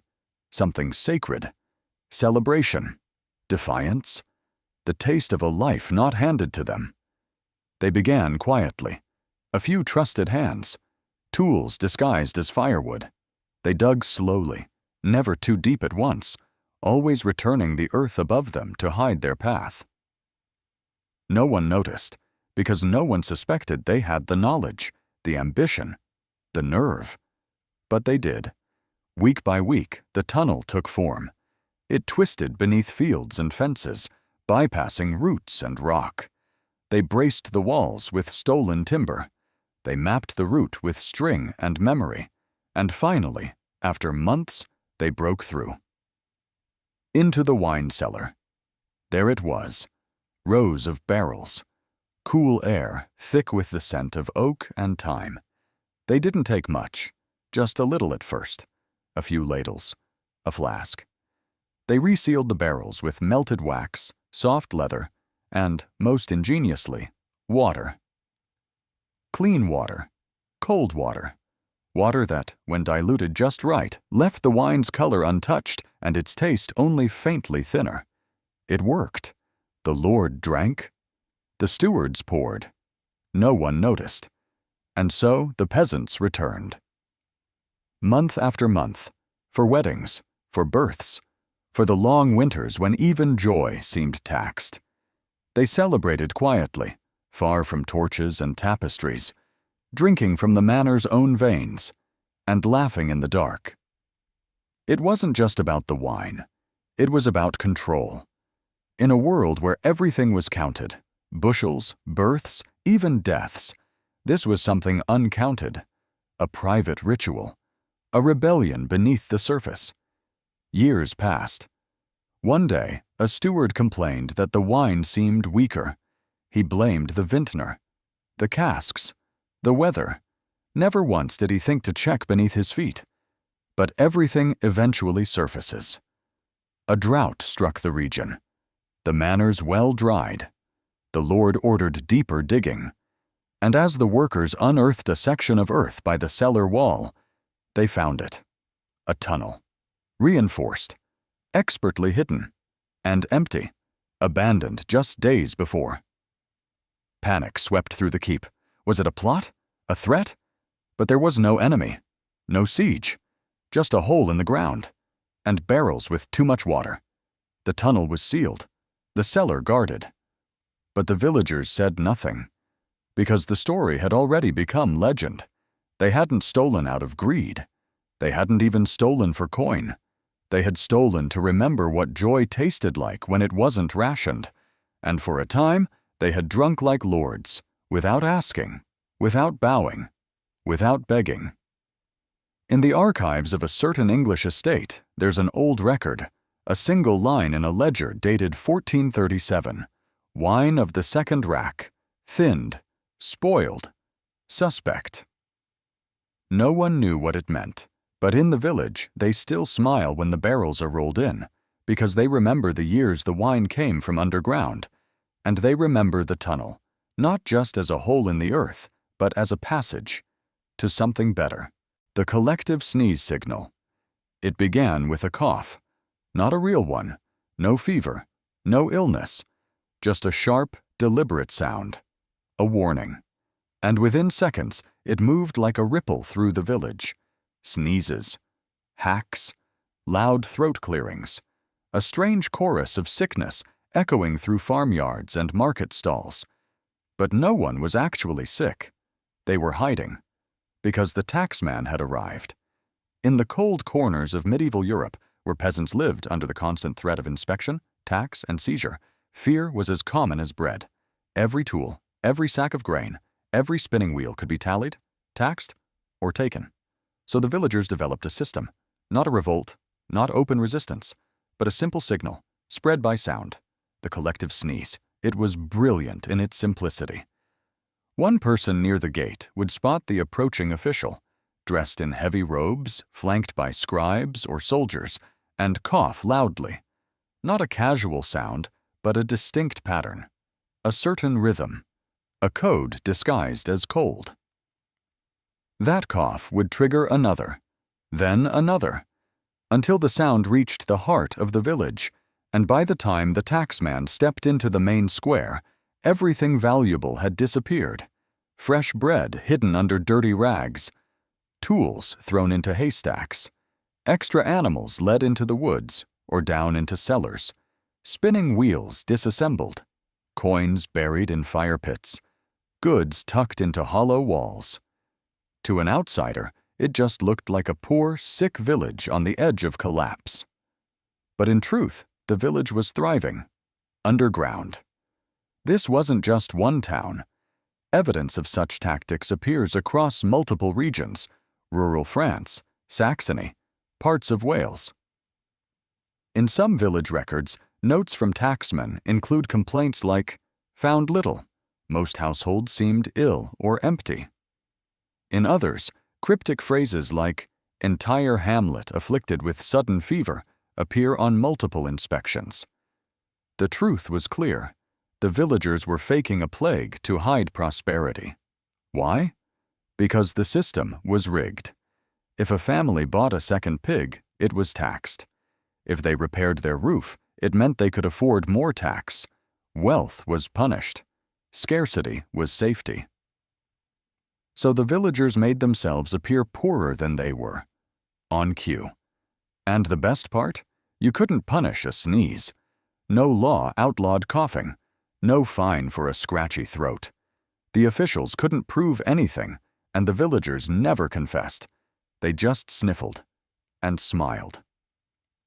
In some places, the code evolved into patterns. 2 sneezes meant hide grain. A cough and a sneeze meant livestock. 3 dry hacks, hide the blacksmith's tools. Children learned the sounds before they learned to write. And if an inspector returned unannounced, there were watchers posted at hilltops and trees. The signal could travel faster than a gallop, through sound alone. Of course, it didn't always work. Sometimes soldiers found the goods. Sometimes punishment followed. But most of the time, the taxman left empty-handed, confused, and vaguely disturbed by the sheer volume of sniffles. Today, the tactic seems quaint, funny even, but in those days, it was survival. A sneeze wasn't just a sound. It was a shield, a language, a shared understanding that no one said aloud, but everyone obeyed. And perhaps that's what made it so powerful, because the system could tax goods. It could tax land, animals, and labor. But it couldn't tax cooperation. The villagers turned their lungs into weapons, their unity into defense, their voices into invisible armor. No swords, no blood. Just the sound of defiance, wrapped in a cough. The farm animals trained to flee inspections. It sounds like a fable, something from the edge of belief. But in the taxed, watched, and beaten down villages of medieval Europe, survival required more than farming. It required theater, illusion, and sometimes a whistle. In one such village, tucked near the edge of a forest, peasants prepared for war, not with swords or armor, but with goats and chickens. Because the taxmen were coming, under feudal law, peasants owed a portion of everything they produced: grain, eggs, wool, meat, even the animals themselves. Tax collectors would arrive unannounced, escorted by guards, counting livestock and scribbling numbers into ledgers that never lied in their favor. But what if there was nothing to count? The villagers devised a plan so absurd, so clever, it could only have been born from desperation. They trained their animals to disappear. It began with whistles, a high-pitched sound, repeated in a specific pattern, followed by food, every day, over and over. Goats were lured into the woods with breadcrumbs and salt. Chickens chased crumbs to hollowed logs. They learned not only to respond, but to run, fast. And then came phase 2. If the whistle changed, short, sharp bursts instead of soft calls, the animals were trained to flee, to vanish into the trees. No clucking, no bleating, just silence. The moment that whistle blew, the barnyard emptied like smoke in wind. It didn't happen overnight. It took weeks, months, but eventually, it worked. The forest became a second barn. Logs became nests. Thickets became stables. And the animals learned. When the whistle called, they had to leave, because danger wore boots and badges. When the tax agents finally arrived, cloaks dusty, scrolls in hand, they found nearly nothing. A few stray feathers, a few half-hearted apologies. The peasants claimed bad harvests, sickness, wolves. The agents grumbled, made notes, and moved on. And the moment their horses disappeared over the hill, the long whistle came. The forest shook with sound. Chickens emerged from bushes. Goats came trotting back, tails wagging. The village came alive again, as if conjured, and the barnyard filled like nothing had ever happened. This wasn't an isolated trick. Throughout regions of France, Bohemia, and parts of Italy, scattered reports mention livestock missing during inspections, then mysteriously returning. Some tax collectors suspected hiding. Others suspected theft. But few suspected that the animals were trained to outsmart them. In one preserved record, an inspector wrote in frustration, "The villagers claim all stock is gone, yet 3 days later, their fires are hot and their pots are full. Are their beasts invisible? Or am I the fool?" He was the fool. This practice, called vanishing stock in oral histories, was part of a larger tapestry of resistance. The poor could not afford to rebel with violence, but they could deceive.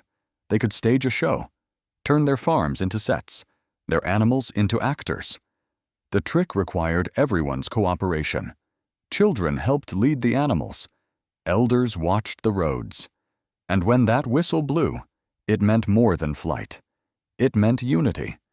It meant the village had outwitted the crown. And there was danger. If caught, punishments were harsh. Hiding taxable livestock was fraud, sometimes treason. Entire families could be evicted. But the villagers calculated the risk. A lost goat meant a month of hunger, a missing chicken, a week of empty pots. Training the animals was safer than facing starvation. It was not just rebellion. It was preservation. Imagine it now. The sound of guards in the distance. The slow raising of a whistle. The breath held by every man, woman, and child. Then, the call. The flutter. The scatter. The forest, swallowing the village's wealth in feathers and fur. And silence. History often forgets these stories. It remembers kings and treaties. But it forgets the goat who knew when to run, the chicken who knew when to wait, the people who used whistles instead of weapons and still won. Because for every empire that counted wealth in scrolls and stamps, there were peasants who counted freedom in footsteps and feathers. And when the next taxman came riding down that muddy road, he would see only a poor, quiet village, scratching at dust. Never knowing that just beyond the trees, 100 eyes were watching, waiting, and listening for the sound that meant it was safe to come home. The man who played dumb to keep his land. In the dusty court rolls of 14th century England, one name keeps surfacing, attached to lands, fines, and disputes, but never judgments, never service, never taxes, because each time the system came for him, he did the same thing. He grinned, babbled, stared off into nothing, and muttered to the wind. He wasn't mad. He was brilliant. The man's true name is obscured by history, partly because he made sure of it. What little remains of him is tangled in legal archives and manorial notes, but the pattern is unmistakable. A landholder, somewhere on the edge of Norfolk or Kent, who lived for years under the protection of the law, by pretending to be a fool. In medieval society, madness was feared, but also, strangely, protected. If a person was judged to be non compos mentis, not of sound mind, they were exempt from many of society's burdens. They could not be compelled to serve on juries, could not be held accountable for complex contracts.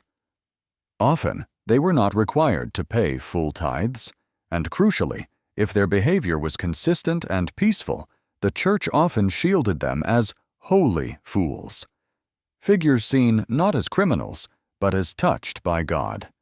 This man knew that, and he used it. Whenever jurors came to summon him, they found him muttering in circles near his fields. When the reeve tried to collect back taxes, he laughed and smeared mud across his face.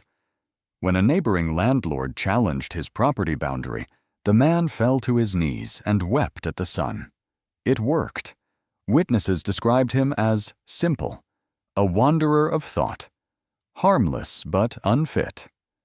And the courts, with no time to pursue the complexities of mental capacity, moved on. Other men were fined, jailed, or conscripted. But him? He kept his land. Historians now believe this wasn't madness, it was performance, a calculated, lifelong act of misdirection. The signs are subtle but clear. His land remained orderly. Crops were planted on time. Livestock accounted for. He paid his dues only when pressed, but never forgot. And when he spoke to his neighbors, out of sight of officials, he spoke plainly. They knew, and they kept the secret.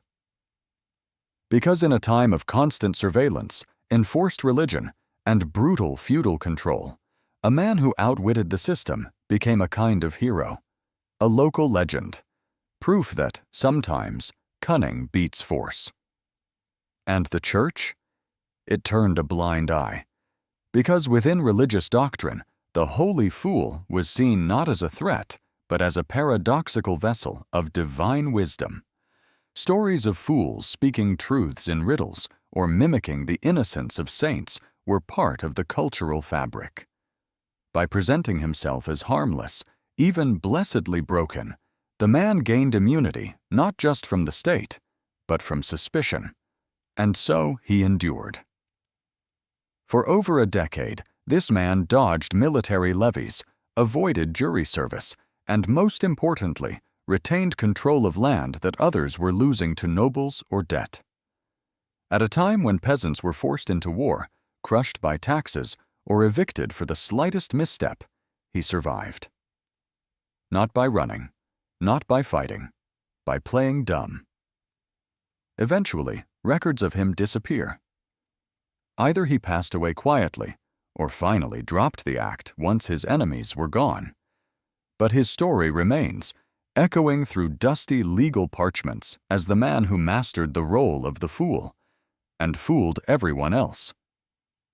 And in doing so, he asked a silent question. If the world is mad, is it madness to refuse to play along? The brilliance of his rebellion lies in its invisibility. No banners, no riots, just mud on the face, nonsense in the air, and an unshakable grip on the one thing that mattered: his land, his life, his dignity. In an age where intelligence was beaten down and obedience was survival, he used absurdity as armor. And no law, no sword, no priest ever saw the truth beneath the mask. But we do now. The fields. Dug in a spiral to confuse the maps. To the passing eye, they looked like mistakes. Crooked furrows, spirals in the soil, chaotic patterns carved into otherwise peaceful countryside. But these were not accidents. They were weapons. In a time when land was everything, when every scrap of earth was owned, taxed, and measured, the shape of your field could determine your fate. And some peasants, pushed beyond the edge, found a strange and brilliant way to fight back. They plowed in spirals. It began in parts of medieval Europe where landlords, church officials, or state surveyors sent men to map the land. With ink, rope, and rule, they walked the fields, calculating acreage for tax, tithes, and control. The straighter the rows, the easier the count. The cleaner the grid, the clearer the law. But for the peasant at the bottom of that chain, neatness meant exposure. If a man's plot was too large, it was taxed higher. If his boundaries were too clear, it could be claimed. If he couldn't explain every inch of yield, his surplus could be taken. So some decided to break the system, not with violence, but with geometry. They plowed in circles, zigzags, twisting labyrinths of furrows that seemed to any outsider like madness. But they weren't. They were coded resistance. Surveyors were thrown into chaos. Medieval measuring tools depended on straight lines. Calculating acreage from tangled curves required math that most local tallymen didn't understand or didn't have time for. In some cases, survey records show entire fields labeled with vague phrases, unclear bounds, or land of odd shape, remeasure next season. And in the meantime, the peasants kept their grain. It wasn't just about taxes. Land meant food, identity, survival. And for those who had clawed their way onto a strip of earth after years of war, famine, or plague, letting it be measured into someone else's ledger was unthinkable. So they used the only tool they had, the plow. Oral histories from France and Central Europe tell of farmers who taught their sons the art of confusing the eye, who whispered to neighbors not to trust straight rows, who watched surveyors scratch their heads and pack up early, muttering curses at twisted fields they couldn't quantify. In England, remnants of ridge and furrow agriculture show patterns that don't match any logical land division. Archaeologists assumed they were experimental or ritualistic, until someone noticed how many occurred in areas under sudden tax increases or land disputes. The plow became a pencil, the field a forged document. And it worked. In a world where power was written in parchment, ink, and numbers, the peasant rewrote the page with soil. They couldn't own the land in name, but they could make it unreadable. To the landlords, this was infuriating. Letters were sent. threats made, but without clear measurement, enforcement was difficult, and violence, while common, wasn't always efficient. So some fields stayed safe, hidden behind a veil of curves and chaos. Of course, not all got away with it. Some were fined for misuse of land or obstruction of inspection.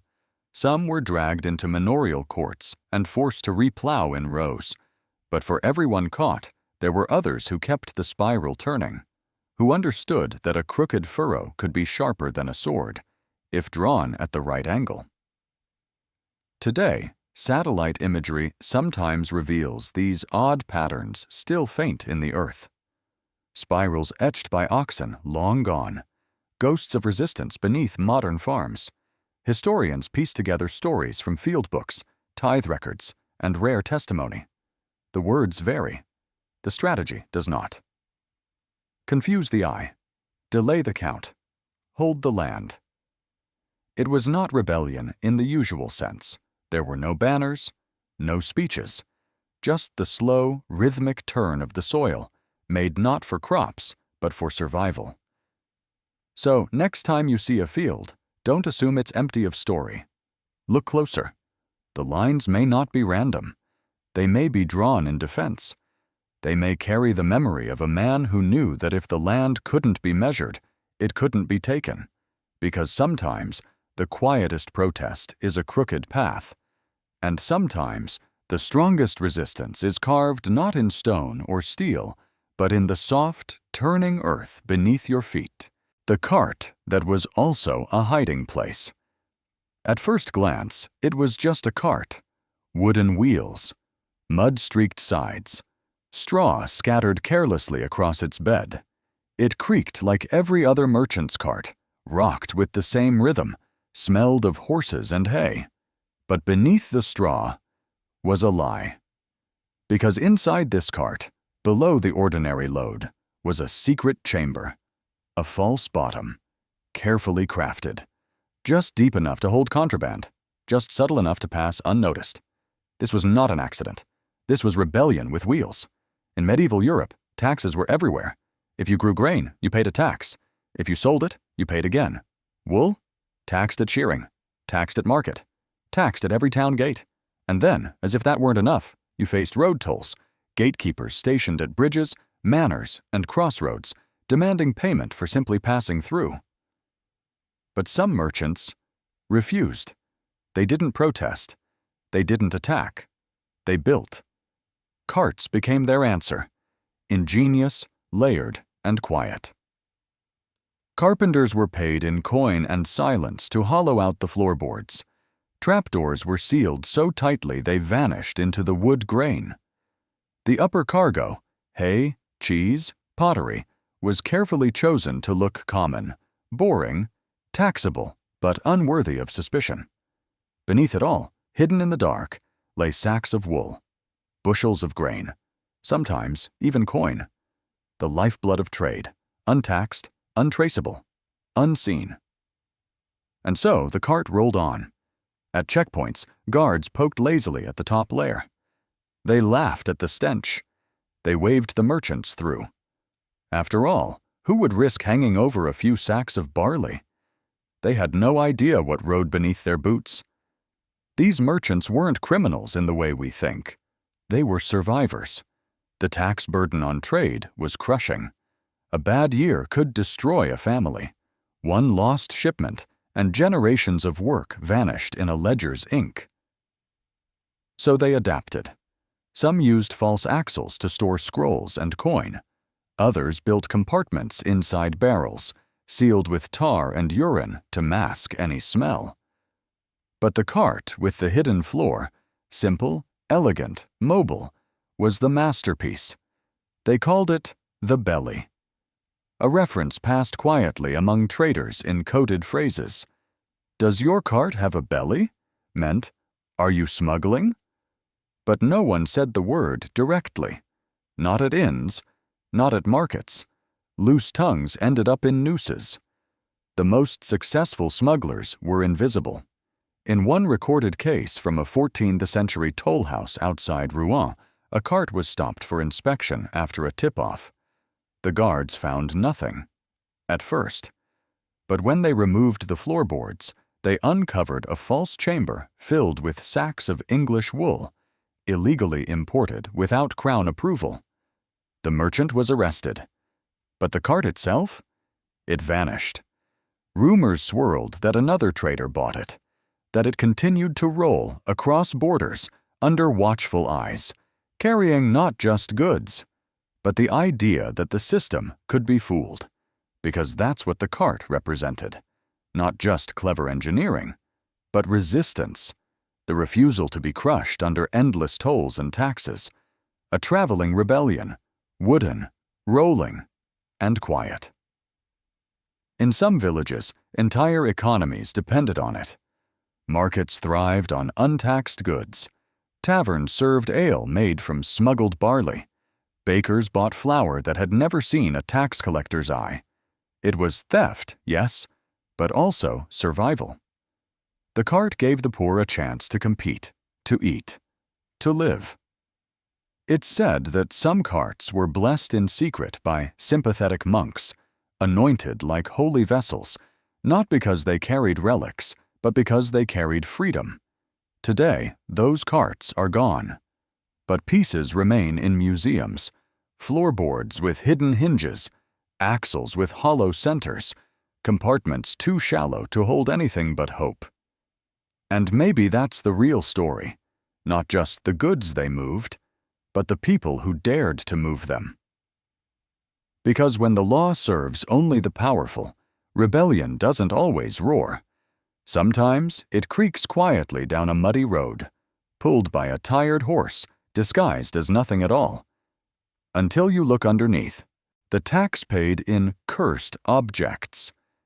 They were carved in silence. Small, ugly things, faces twisted, eyes wide, limbs too long or too short. Some had horns, others had mouths sewn shut. They were made of wood, stone, or bone, coated in soot or stained with ash. Villagers called them idols. Priests called them abominations. Nobles called them cursed. And that was exactly the point. In a forgotten valley on the edge of medieval Christendom, peasants faced a dilemma. Their lord was devout, harsh, and superstitious. He taxed them cruelly, took from their grain, their animals, their tools.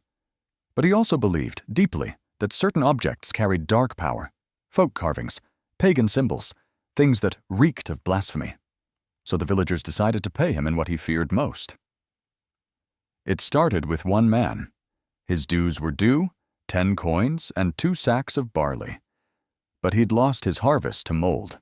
His wife had died the winter before. He had nothing left to give. So he carved a strange figure from an old ash tree. It had too many eyes, a forked tongue, and he wrapped it in wool and soot. Then he delivered it, bowing as he placed it among the other dues. The Lord's steward recoiled, called for the priest, but the priest wouldn't touch it either. They made a note of it, then burned incense, then left it alone. But the man was not punished. His tax was marked paid. Word spread. Soon, others followed. Women carved faces into stones with teeth of bone. Children buried small idols in tax baskets. Some shaped figures from wax and embedded hair or pins. They claimed they were sacred, or cursed, or neither. They made the officials nervous. And the strange part, it worked. The officials accepted the items, but they never counted them, never dared open the bundles, never even approached the pile until someone else had prayed over it. The villagers knew what they were doing. These weren't pagan offerings, they were psychological weapons, because the lords could handle rebellion. They could crush protest, but they could not handle fear. In one recorded case from Bohemia, a steward refused to collect a villager's taxes for 3 years because the coins had been touched by a dark figurine. In another, a record notes, idol-shaped object delivered. Account closed to avoid further contamination. Contamination, that's how they saw it. The nobles believed their bloodlines were divine, chosen, sacred. But sacredness can be fragile. All it takes is a whisper of the profane to stain it. The villagers exploited that, turning fear into currency. Some scholars argue the idols were inspired by older folk religions. Others believe they were pure invention, carved for no reason other than fear response. But the result was the same. Dues marked as paid, offerings never counted, and a growing pile of cursed objects locked away in manor vaults or burned by trembling priests. And through it all, the villagers smiled. They had found a loophole, a way to pay nothing and lose nothing by giving what their lords would never dare take. It wasn't rebellion. It was performance, a theater of dread, staged by the oppressed and watched by the powerful. And in that fear, they found freedom. Today, some of those objects still survive. Museum drawers hold small wooden figures with distorted faces, labeled ritual item, origin unknown. Some archaeologists laugh, others lower their voices when describing them. But none deny this truth. In a world where wealth was taken, where justice served the rich, where peasants were punished for poverty, fear became their final coin. And it spent just fine. The Riverbank. Dug to divert taxable water. It was just a stream, thin, slow-moving, winding lazily through the hills. But in medieval Europe, even water came with a price. And for one village, that stream was the difference between hunger and survival. The problem wasn't the water itself, it was who owned it. Under feudal law, rivers belonged to the lord. It didn't matter if it passed near your land. It didn't matter if you had dug your own irrigation trenches. If the water touched the lord's soil, he claimed a fee. A water use tithe, they called it. A toll for drinking, washing, or turning a mill. The villagers could no longer afford it. The harvest had been poor. Their well had gone dry. But the stream was close, just far enough to remind them of what they couldn't touch.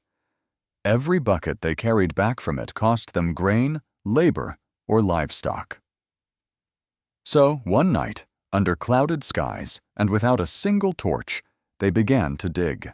Not a canal, not a trench that could be seen from horseback, but a channel, narrow, winding, carved through the underbrush and concealed beneath branches. They worked silently, one spade at a time, with lookout boys posted at the edge of the fields. Their goal was simple, to bend the river just slightly, not enough to be noticed, just enough to redirect a hidden arm of it through their lands. It took weeks, and when it was done, the water obeyed. A hidden stream now flowed just behind the barns, behind the trees, into shallow basins and wading pots. The villagers called it the second stream, and it was sacred, not because it was holy, but because it was theirs. They used it sparingly, never too much at once, never when passing riders might hear the trickle. They washed by moonlight, watered crops at dusk. The children were taught not to speak of it. It was not a gift, it was a secret, and for a time, it worked. The Lord's agents continued to inspect the known stream, measuring flow and counting usage. Nothing seemed off. The river still flowed. The villagers still paid, but only a portion. The rest flowed behind their backs. It was rebellion not in fire, but in inches. In historical records, such practices were called illegal diversions, and they terrified landowners. A diverted stream meant lost income.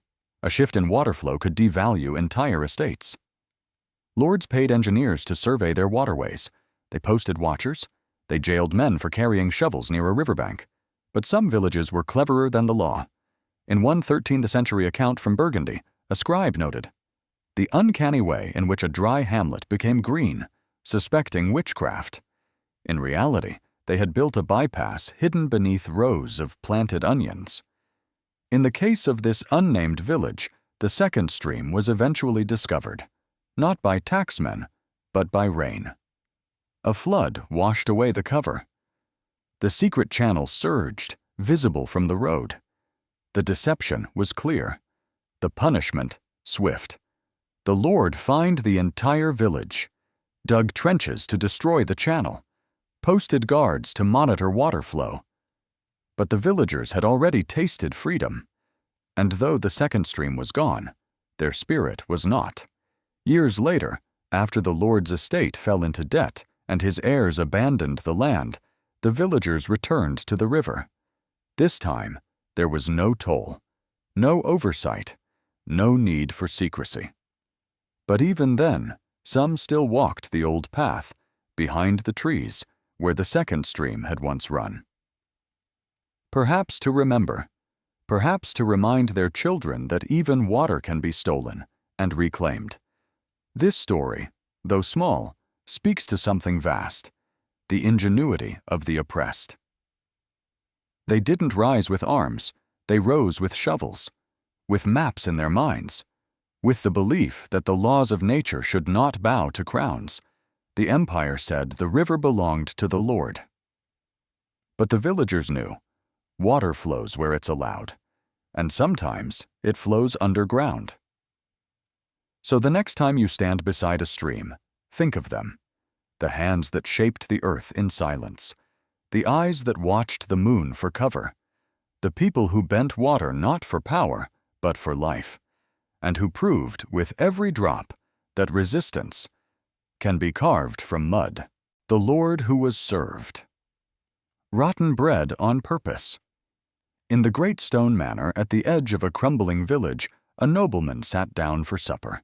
Steam rose from stews. Wine poured freely.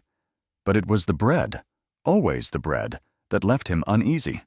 It tasted wrong, sour, damp, heavy with moisture, as if it had never fully baked.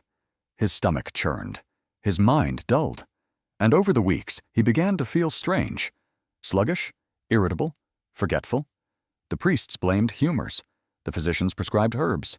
No one blamed the bread, but they should have, because deep in the manor kitchen, far from the candle-lit feasting hall, the bakers were angry, not rebellious, at least not openly, but bitter.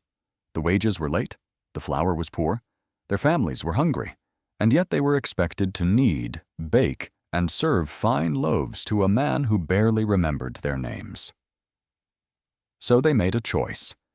They began to underbake the Lord's bread, just slightly, just enough to ensure the crust looked crisp, but the inside remained soft, damp, unfinished. They knew it would spoil faster. They knew it could upset digestion. And they knew he would keep eating it, because he trusted the kitchen more than his own body. It was the perfect slow sabotage. Each morning, the manor ovens fired to life. Bakers shaped dozens of loaves, some airy, golden, perfectly done. Others, thick, dense, and half-baked, were set aside for the Lord's table. The good bread? That went home, wrapped in cloth, tucked beneath aprons, or slipped into the hands of other servants. Their families ate well. The manor didn't. And the Lord? He declined. He grew pale, often complained of headaches and nausea, and eventually sent for traveling doctors. They drained his blood, burned herbs, recommended religious fasting. But the illness always returned, because it was being served to him, fresh, every morning. This wasn't just kitchen gossip. It's recorded in passing in the manorial notes of a 14th century English estate.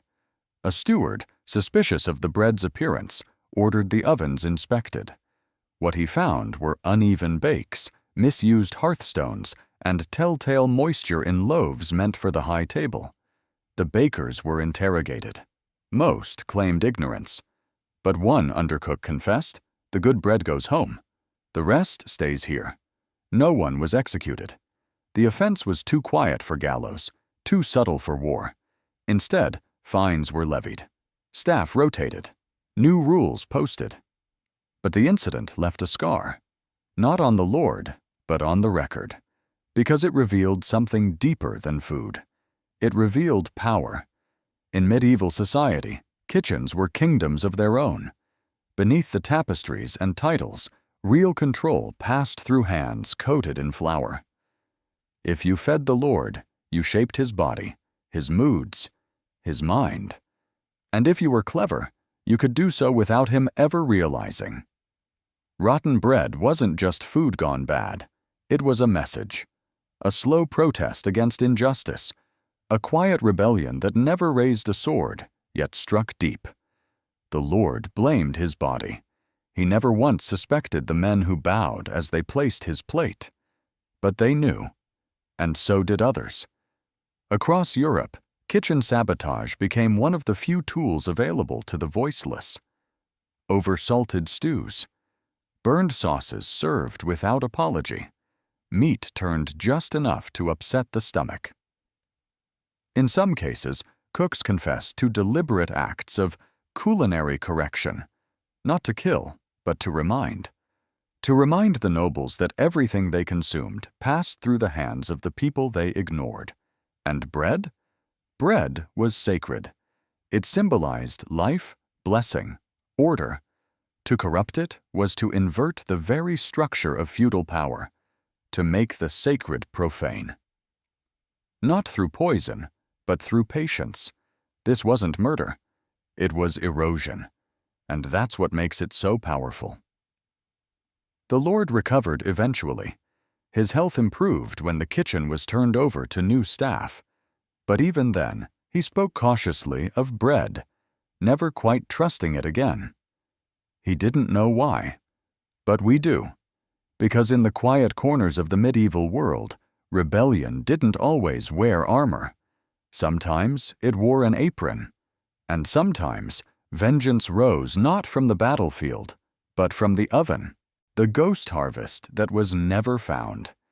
They called it a poor year. The manor reported low yields. The steward complained that the peasants were lazy, that the land had failed them. But what he didn't know, what no map or ledger could show, was that deep in the woods, far from the Lord's eye, the peasants were harvesting crops he would never see. They called it the ghost harvest. It was not written in any manorial record. It was never taxed, never tithed, never traced. And that was the point.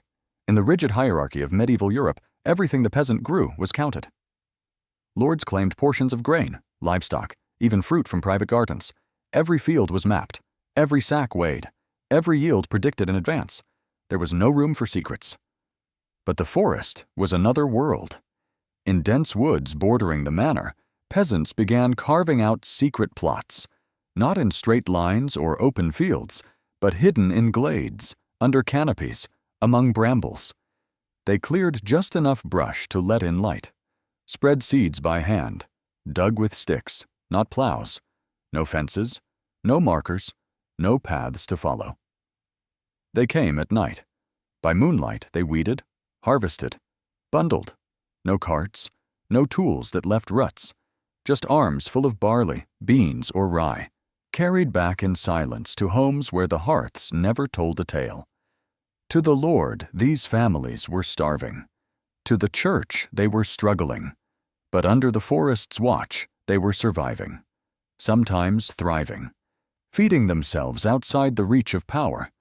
It wasn't easy. The soil was rough, rain was unpredictable, wild animals prowled, and worst of all, discovery meant punishment. If caught, the crops would be burned, the families fined, sometimes exiled, sometimes worse. But still, they risked it, because the system was built to keep them hungry. Official rations were calculated just above starvation. Enough to live, never enough to grow. If a child ate well one winter, the steward might raise next year's tax. If a family cured too much meat, it might be seized. And so, they made their own system. One village whispered to another. One path connected to a shadow trail. A flicker of torchlight deep in the trees became a signal. We are still here. We are still feeding each other. Over time, these ghost plots spread. In some regions, local forests became invisible farms, undetectable from the roads. Scholars estimate that entire communities may have sustained themselves for generations this way, hidden behind bark and leaf. No ledgers survive. No names are remembered. But in court records, there are traces. Reports of unexpectedly low harvests, notes of grain stores not matching field counts, letters between lords questioning why their peasants did not beg during famine years, and in rare testimony, peasants caught near the woods denied everything. No, they hadn't planted there. No, they didn't know the trails. The forest, they insisted, belonged to God, or to wolves.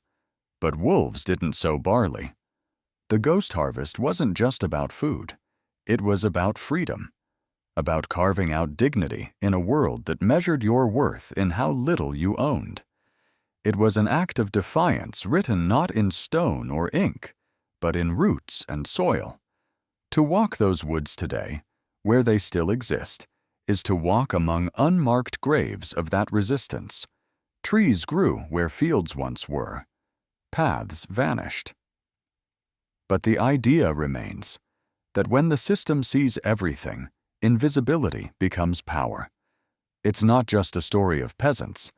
It's a story of strategy, of how people beaten down by law and hunger found space between the lines, how they built a parallel world just beyond the reach of kings and bishops. They didn't need a revolution. They needed a clearing, a moonlit hour, a seed, and silence. And they left behind no flag, no anthem, just full bellies and footprints the rain always erased. So next time you hear of a famine that spared no one, remember the ghost harvest. Remember the hands that worked in the dark, the mothers who carried grain through brambles, the children fed by fields no taxman ever touched. Because sometimes the most powerful harvest is the one no one ever finds. The widow who raised a hidden army of orphans. She was just a widow, old, quiet, bent by grief. No lands, no husband, no title. The kind of woman that feudal society barely noticed until it was too late. Because under her worn cottage floorboards, a secret was growing. Not a hoard, not weapons, but children. This is the story of how one widow, somewhere in the folds of late medieval Europe, raised an invisible generation, a hidden army of orphans, trained not to fight with swords, but with silence, taught not to march, but to vanish, all to escape a tax. The child-head tax was cruel in its simplicity. Every family, rich or poor, owed money per child, supposedly to fund local lords, militaries, or clerical records. But to the poor, it was devastating. In villages shattered by plague, famine, or war, orphaned children flooded the roads. No parents, no protectors, just empty hands and hungry bellies, and every one of them was a liability. For a peasant family to take in an orphan meant more mouths to feed, and more coin demanded by the manor. Some turned them away. Others buried them in barns or sent them to monasteries, hoping for mercy. But one woman refused to look away. She took them in, not one or two, dozens. Over the years, maybe more. Her name never made it into the tax rolls. But whispered records in the margins of old church logs refer to her simply as the Gray Mother. At first, the children slept in corners, under tables, in sheds. But when inspectors came knocking, counting heads, demanding names, she made a choice. She dug. Beneath her home, with hands cracked by age and earth, she carved out a chamber. Then another. A network of earthen bunkers hidden beneath rugs, beneath hay, behind false walls. Ventilation shafts disguised as animal burrows. Trapdoors masked with ashes. Lanterns dimmed with soot. And inside those tunnels, she created a school of survival. She taught the children how to work in silence, how to tend gardens at night, how to listen for the sound of hooves long before they reached the door, how to breathe without panic when hiding in a hole no wider than a coffin. They became ghosts, ghosts who wove cloth, who tanned leather, who chopped wood and made shoes and built tools that appeared in market stalls without ever showing the hands that made them. Inspectors grew suspicious. They'd see goods being sold that no local child had learned to make. They'd see bread delivered, fences repaired, tools sharpened, all with no visible labor. And yet, no children were found. The widow, with her sunken eyes and soft voice, always offered them tea, claimed she worked alone, claimed she prayed for strength. No one ever looked beneath the floor. Over time, villagers learned the truth and protected it. When one child fell ill, a healer came at night. When one inspector got too curious, a neighbor started a fire across the lane to draw attention away. It wasn't just about tax anymore. It was about dignity, about saving those the world had forgotten. When the widow died, peacefully, quietly, with 3 children by her side, her story should have ended. But it didn't, because those children grew, and they remembered. They took her designs, her hidden rooms, her secret signals, and they used them in other villages, in other wars. When new waves of orphans came after sieges, famines, and border conflicts, the idea spread. If you can't shelter them above ground, dig below. One letter found in a monastery crypt, written decades later by a traveling weaver, reads, "We stay low, like she taught. We breathe when the wind stops. We learn by night. We remember the gray one." The state never knew, or if it did, it never admitted it. Because to acknowledge her, to acknowledge them, would be to admit that the poorest, most invisible members of society had outwitted the entire feudal system, that under its feet a generation had thrived. Today, historians speak of underground schools, of forgotten bunkers beneath medieval cottages, of strange ventilation shafts in unlikely places. But no records point to a single woman. Only the stories do. She didn't raise soldiers. She didn't raise saints. She raised survivors. In silence, in darkness, with love sharper than law. And if you walk through a village ruin and feel something shift beneath your feet, it might not just be earth. It might be the echo of children who once lived without being seen, the wall that hid an entire family. It looked like just another wall, rough stone, no seams, no cracks, nothing to suggest it wasn't part of the house from the start. But behind it, just a foot of space beyond that cold stone, an entire family held their breath. Not for a moment, not for an hour, for weeks. This wasn't a fairy tale. This was survival. It happened during a noble crackdown in a rural village, one of many across medieval Europe, when rebellion, rumors, or tax resistance sent armored men into homes with torches and weapons. Whole villages were punished for the actions of a few. When one peasant stepped out of line, entire families paid the price. And so, one family built a wall. Not overnight, carefully, quietly, stone by stone, in the back of their modest home. They chose a part of the house that already felt solid, an unused pantry, a dead-end hallway, then bricked it up. The space behind it was narrow, cramped, dark, but it was enough. They stored dry food, water, blankets, a pot for waste, a hole for air, hidden behind reeds and thatch. Then they waited, and when the riders came, boots pounding, metal clanking, orders shouted, they vanished, behind the wall. Soldiers searched every house in the village, tore up floorboards, dragged out neighbors, burned barns. They stayed for days. No one knew who they were really looking for. Perhaps it didn't matter. Sometimes, fear itself was the goal. In one home, the soldiers noticed the odd layout. They tapped the walls, scratched at the stone, But they didn't find it. Because it wasn't a hiding place. It was a lie told through architecture. And it worked. Inside, the family didn't speak above a whisper. They rationed water. The children were told not to cry. They marked days with scratches in the stone. And every day, they heard life continue just feet away. Boots, firewood, livestock, distant screams. And then, silence. After nearly 3 weeks, the soldiers left. The family waited one more day, just in case. Then they pushed through the soft stone at the back, where one brick had been loosely set. They stepped back into the world, unseen, unharmed, forgotten. But they never forgot. And neither did the neighbors. They had known. Some of them. A few had passed scraps of food, given subtle nods, distracted guards. They never spoke of it. Because the wall didn't just hide a family. It hid defiance. This wasn't the only time it happened. Records from France, Poland, and the Low Countries describe ghost houses, homes where families vanished, then returned as if from thin air. Modern archaeologists have found sealed chambers, false walls, even crawl spaces with soot marks and human nails embedded in stone. Clues that someone once hid there.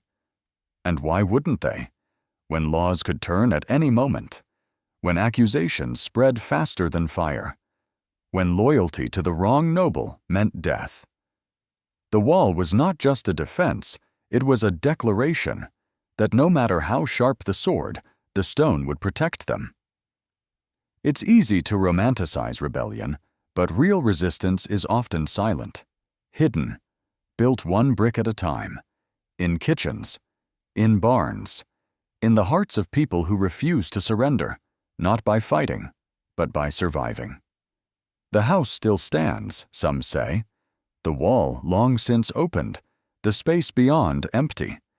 But if you stand in the right light, you might still see the uneven stones, the slightly different mortar, a scar in the house that once beat like a heart. Because sometimes history doesn't roar. Sometimes it whispers. From behind a wall that wasn't supposed to be there, the manuscript that lied about rainfall. In a world ruled by grain, the weather was everything. And in medieval Europe, bad weather meant more than wet clothes. It meant hunger, fear, and taxes. Grain quotas were fixed. Lords expected their share, no matter the sky. But if the harvest failed, if rain fell too early or not at all, peasants could appeal. They could plead for mercy.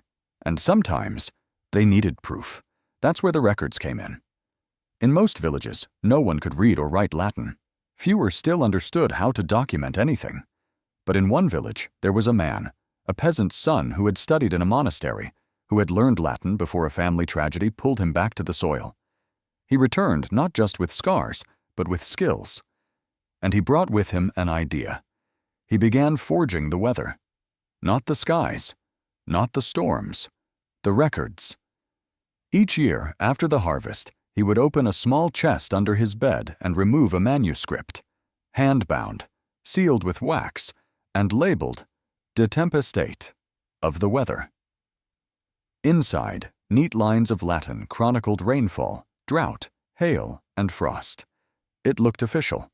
It was written in the style of monastery almanacs, and it was completely false. He wrote of rain that never came, frost that never formed, hailstorms that damaged nothing but the truth. Year after year, the manuscript told the same story: poor conditions, failed crops, shrinking yields. And year after year, the Lord Steward would read it, frown, and lower the grain quota.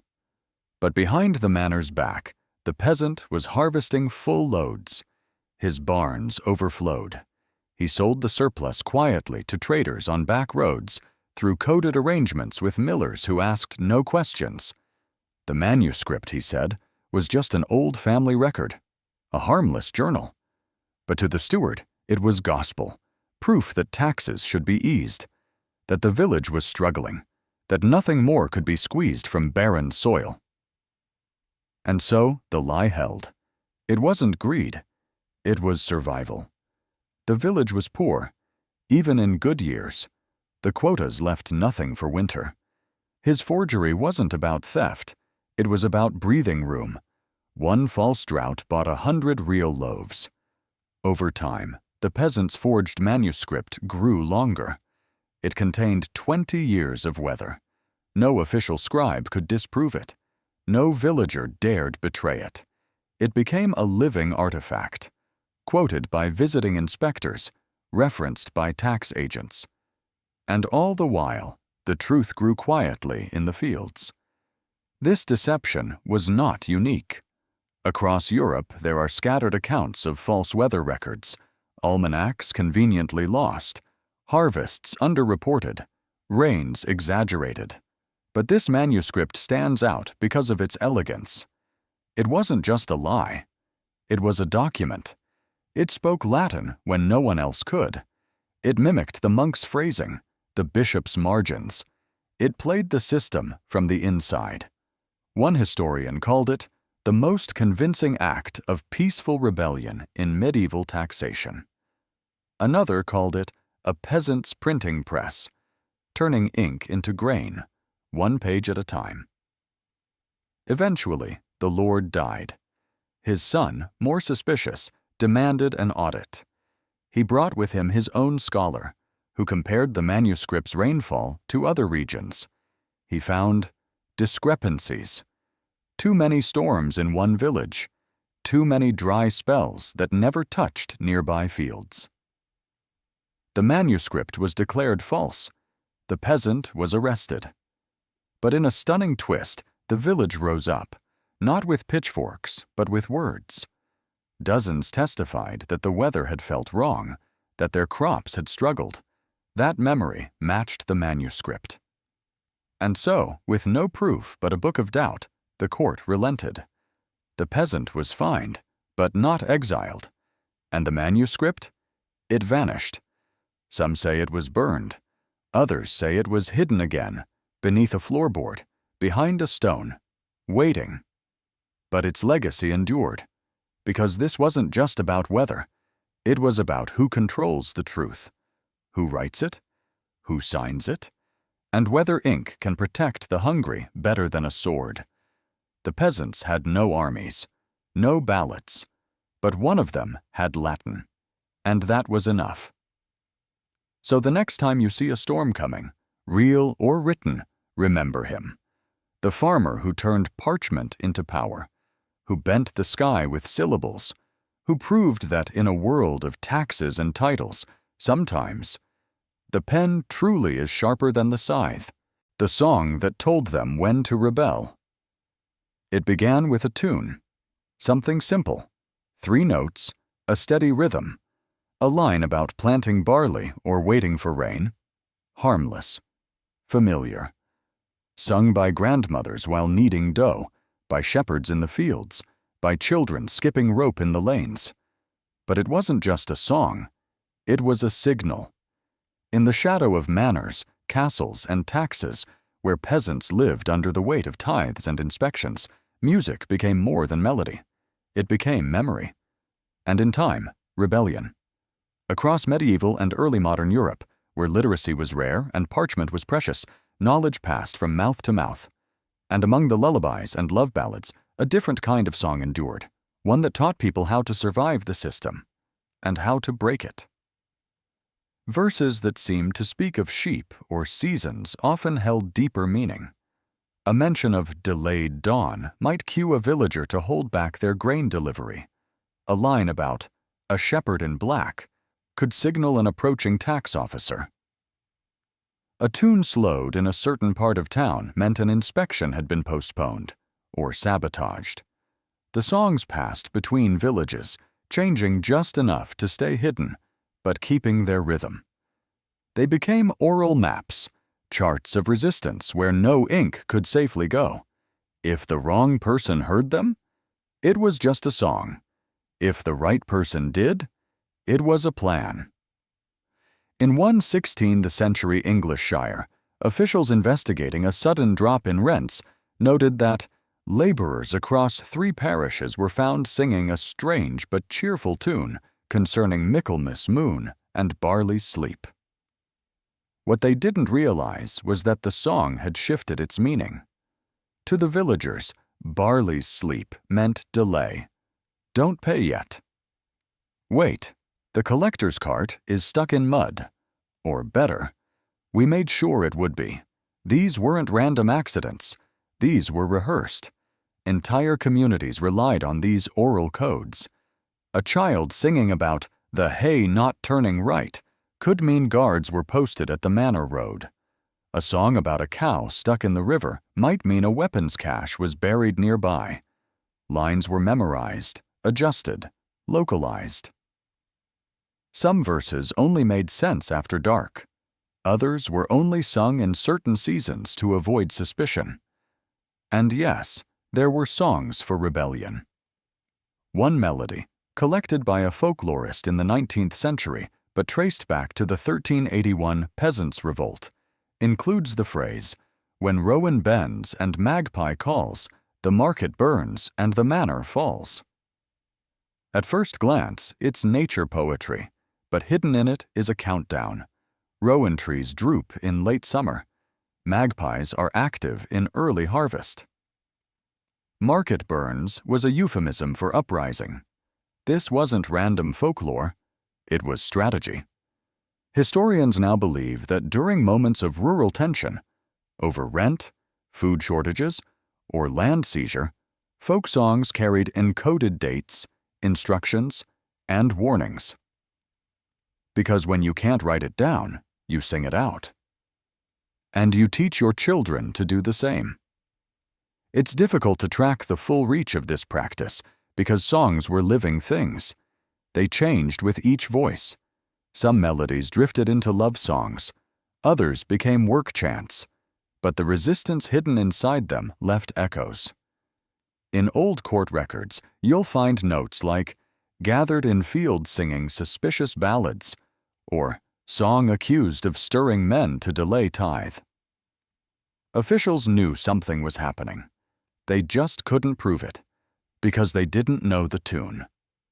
What makes this form of rebellion so extraordinary is its subtlety. There were no armies, no banners, just villagers, singing while they plowed or cooked or milked their cows, passing secrets with smiles. It was resistance in plain sight, soft, melodic, unstoppable. Even today, some of these songs survive. Stripped of their original meaning, they live on as nursery rhymes, pub songs, or forgotten ballads. But listen closely.